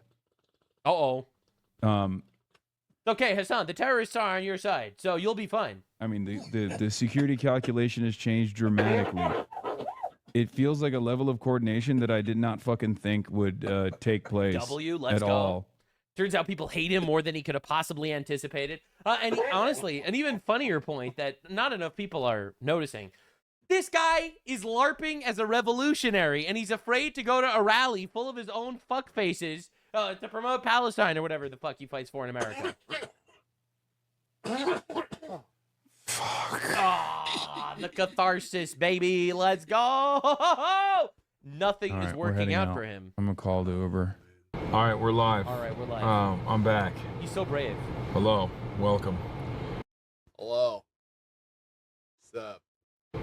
We are currently on our way to an undisclosed location. And Uber driver. Undisclosed location. Because he's so important. He might be attacked. He doesn't know. So he must keep it secret. Gonna be, hello, senor. You suck your dog, senor. I recognize you. Where He does, in fact, fuck his dog. I will be interviewing. According to him, his dog likes to fuck. The 3 candidates That's that right. Undisclosed location. He's too scared. He's an animal fucker, is what he is. participated in the protest today after the rally that we were supposed to do together got canceled. Okay, we're pulling it. All right. Fucking ridiculous. Ridiculous. Everyone hates him. It sucks. I hate this shit. Aw, poor Hassan. So the rally ended? Facing the consequences of his own actions. The rally ended. It was a good turnout. It was like 600 And then he shows up for the rally. people. With his, dude, the Muslims are blacklisting him for being too. Oh, just so fucking awesome. And then he eventually shows up. Oh, you came too late. It's all over already, Hassan. What, you thought they would wait for you because you're like some celebrity or something? 600 people? Yeah. Chad was saying it's 6,000 people, but they were exaggerating. There was like 600, probably 700 people. Well, at first we actually thought you were coming. Bro, the Democratic Socialists of America. This is a borderline, in my opinion, terrorist organization. They Right, are the guy a that terrorist murdered the two Israeli Christians in Washington, D.C. was part of the Democratic Socialists of America. The Charlie Kirk. If you commit terrorist acts, you are a terrorist organization. Like it's pretty simple, really. Assassin was tied to the Democratic Socialists of America. Rally. Yeah. And those were acts of terrorism. So that makes them a terrorist organization. So we had a bunch of security. We had 13 security guards there. Yo. Wow. 13 security guards. Cool. Hassan, your boy Ahmed, he did not wait for you. Ready to go. We're like, just in case. RealWorks pulls out, says it's an HVAC issue. And we're like, okay, maybe it's an HVAC issue. We had some suspicions, but he seemed genuine. And after that, we started scrambling, found another venue, the Ogden Theater. They cancel right after we signed the contract. So again, both venues signed contracts, they cancel. We signed contracts, and the guy was like, oh, this is Hassan Piker. No, we don't do venue for Hassan Piker. So what was their response? Uh-oh, it's very bad for Are this they guy. all canceled? Today, we go in there, and he looks pretty emotional. And he's like, I've been getting blown up my phone all morning from people who own this place and the people who own like the lots, the people who own malls around here, like high up in like corporations, saying you can't do this event here. And he was spooked. He's like, people blew up my phone. I've never seen this before. I'm a small business. I can't do this. They're telling me, Ahmed, stop talking about people blowing up. It's a safety risk. And this is the craziest thing, is he's like, you didn't tell me it was a neo-Nazi rally. Now, absolute cinema, bro. They're calling Hassan a neo-Nazi. It doesn't get any better. I was like, okay, what? And you were there. I was shocked. Yeah, I was shocked. Nazis were socialists. Everybody likes to glaze over that fact, but the Nazis were a socialist party.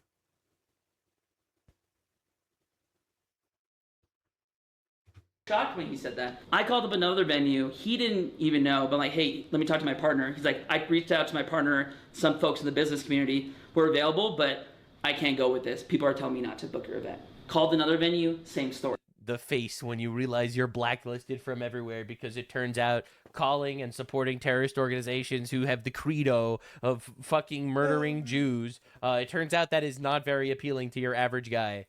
So there was something happening with venue owners. Oh no! That they were talking to each other. Oh shit!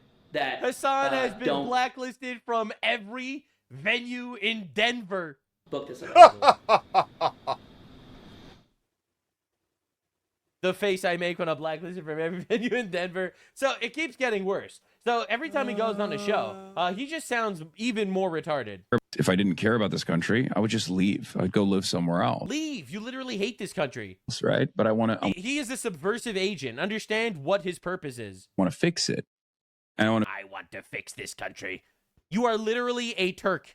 Okay, you are literally a Turk. All right, to quote Karl Marx, your hero, the Turkish working class will never amount to anything. I didn't say it. Karl Marx said it. Fix it because I know that America has tremendous promise, tremendous potential. I want to subvert America from within and turn it into the epicenter of gay. But unfortunately, my citizenship and my existence is seen as conditional. And the number one argument that is advanced against me, sometimes by the likes of Randy Fine, sitting U.S. congressperson, is that I must be denaturalized and deported because I'm not a real American citizen.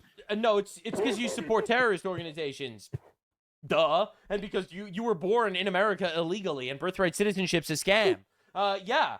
Yes, he's right. You should get deported. I'm a fake American citizen. True, yeah. And that's a really interesting concept because... Oh, let's go.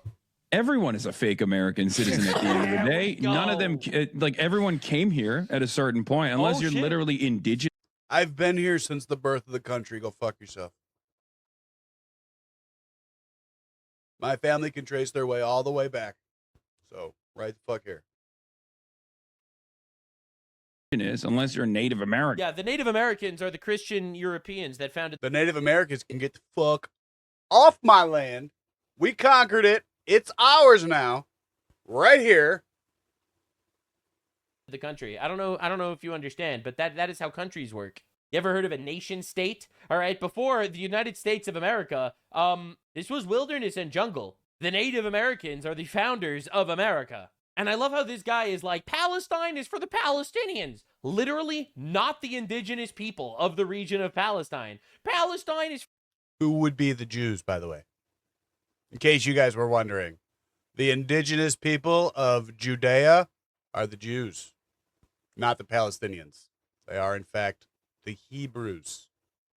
For the Palestinians, but America is not for the Americans. It's honestly incredible watching how every single one of these like far leftists, they all support ethno-nationalism, but only for Muslims. Have you noticed? Have you noticed how that works? Isn't that funny? It's like, yeah, we can colonize England, but England can't colonize us. It's every single one of these guys. Now, anyway, it keeps getting better. His audience is fucking killing him. The venues are canceling him. With the lives and livelihoods of Palestinians.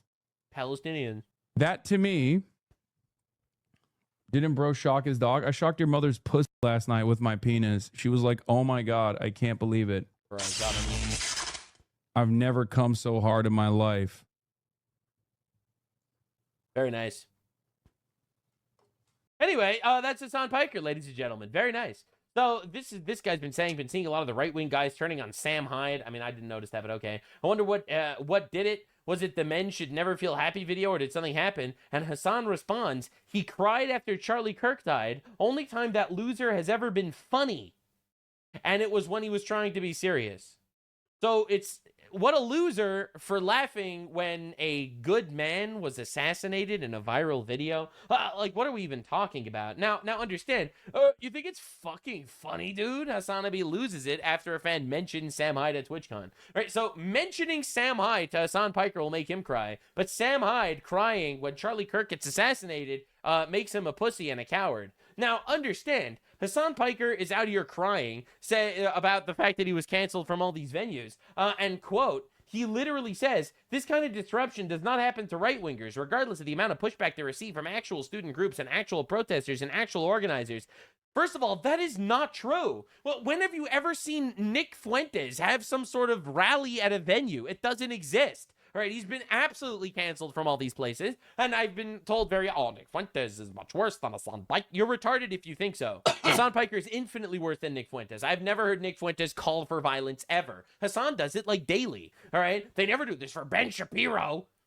Ben Shapiro, for all of his faults, is a decent guy that doesn't endorse violence. He doesn't call for terrorism. He's a dude that's married with a bunch of kids, happily as far as anyone knows. Zero drama that happened in his personal life. He didn't go to fucking brothels in Germany where he allegedly had sex with children. He didn't support multiple Islamic terror organizations, etc. And then they mentioned, and Charlie Kirk, right? He also wasn't banned from events and only goes one direction. This is absolutely abominable. You're right. Charlie Kirk wasn't canceled from speaking at venues. He was assassinated. Charlie Kirk was canceled from life, you retard. All right? Like, so this guy, why does Charlie Kirk able to speak at events, but I get canceled at events? Because Charlie Kirk was canceled from life. All right? That is a lot worse than not being able to talk at events in Denver because people think you're a neo-Nazi. All right? Understand. And also, in regards to Charlie Kirk, Hassan Piker, and in my opinion, this is a reason enough to never give you a venue ever. All right? Again, the guy that assassinated Charlie Kirk was a guy who was tied to the Democratic Socialists of America, a movement that Hassan supports a lot. All right? Now, understand, Hassan has been celebrating Charlie Kirk's death on stream almost every single day. Now, I know I keep tags on our favorite Turkish roach, all right? So I know that this happens. I pulled up a couple of examples, but he does this daily. And oh no, we're not going to make it to 20. It's 9 seconds remaining. We are not going to make it to 20. Michael Fusco hard. Oh my God, he put it at 100. Oh my God. Communist begging for money, by the way. God. Okay, this is a special level 20 hype train. All right, what's the reward for him making thousands of dollars? Level 19 complete. We're at level 20 hype train, so of course we have to do this. A voice in the storm, a man of conviction, a heart reborn. Buzzer beater. He spoke the truth when the cost was high. He lived for Jesus, unafraid to die. We are Charlie Kirk. We carry the flame. This guy's a monster, is what I'm trying to say. All right, so that's one example, and he does this all the time. All right, he has Arabic Charlie Kirk as well. But let's do. What is this?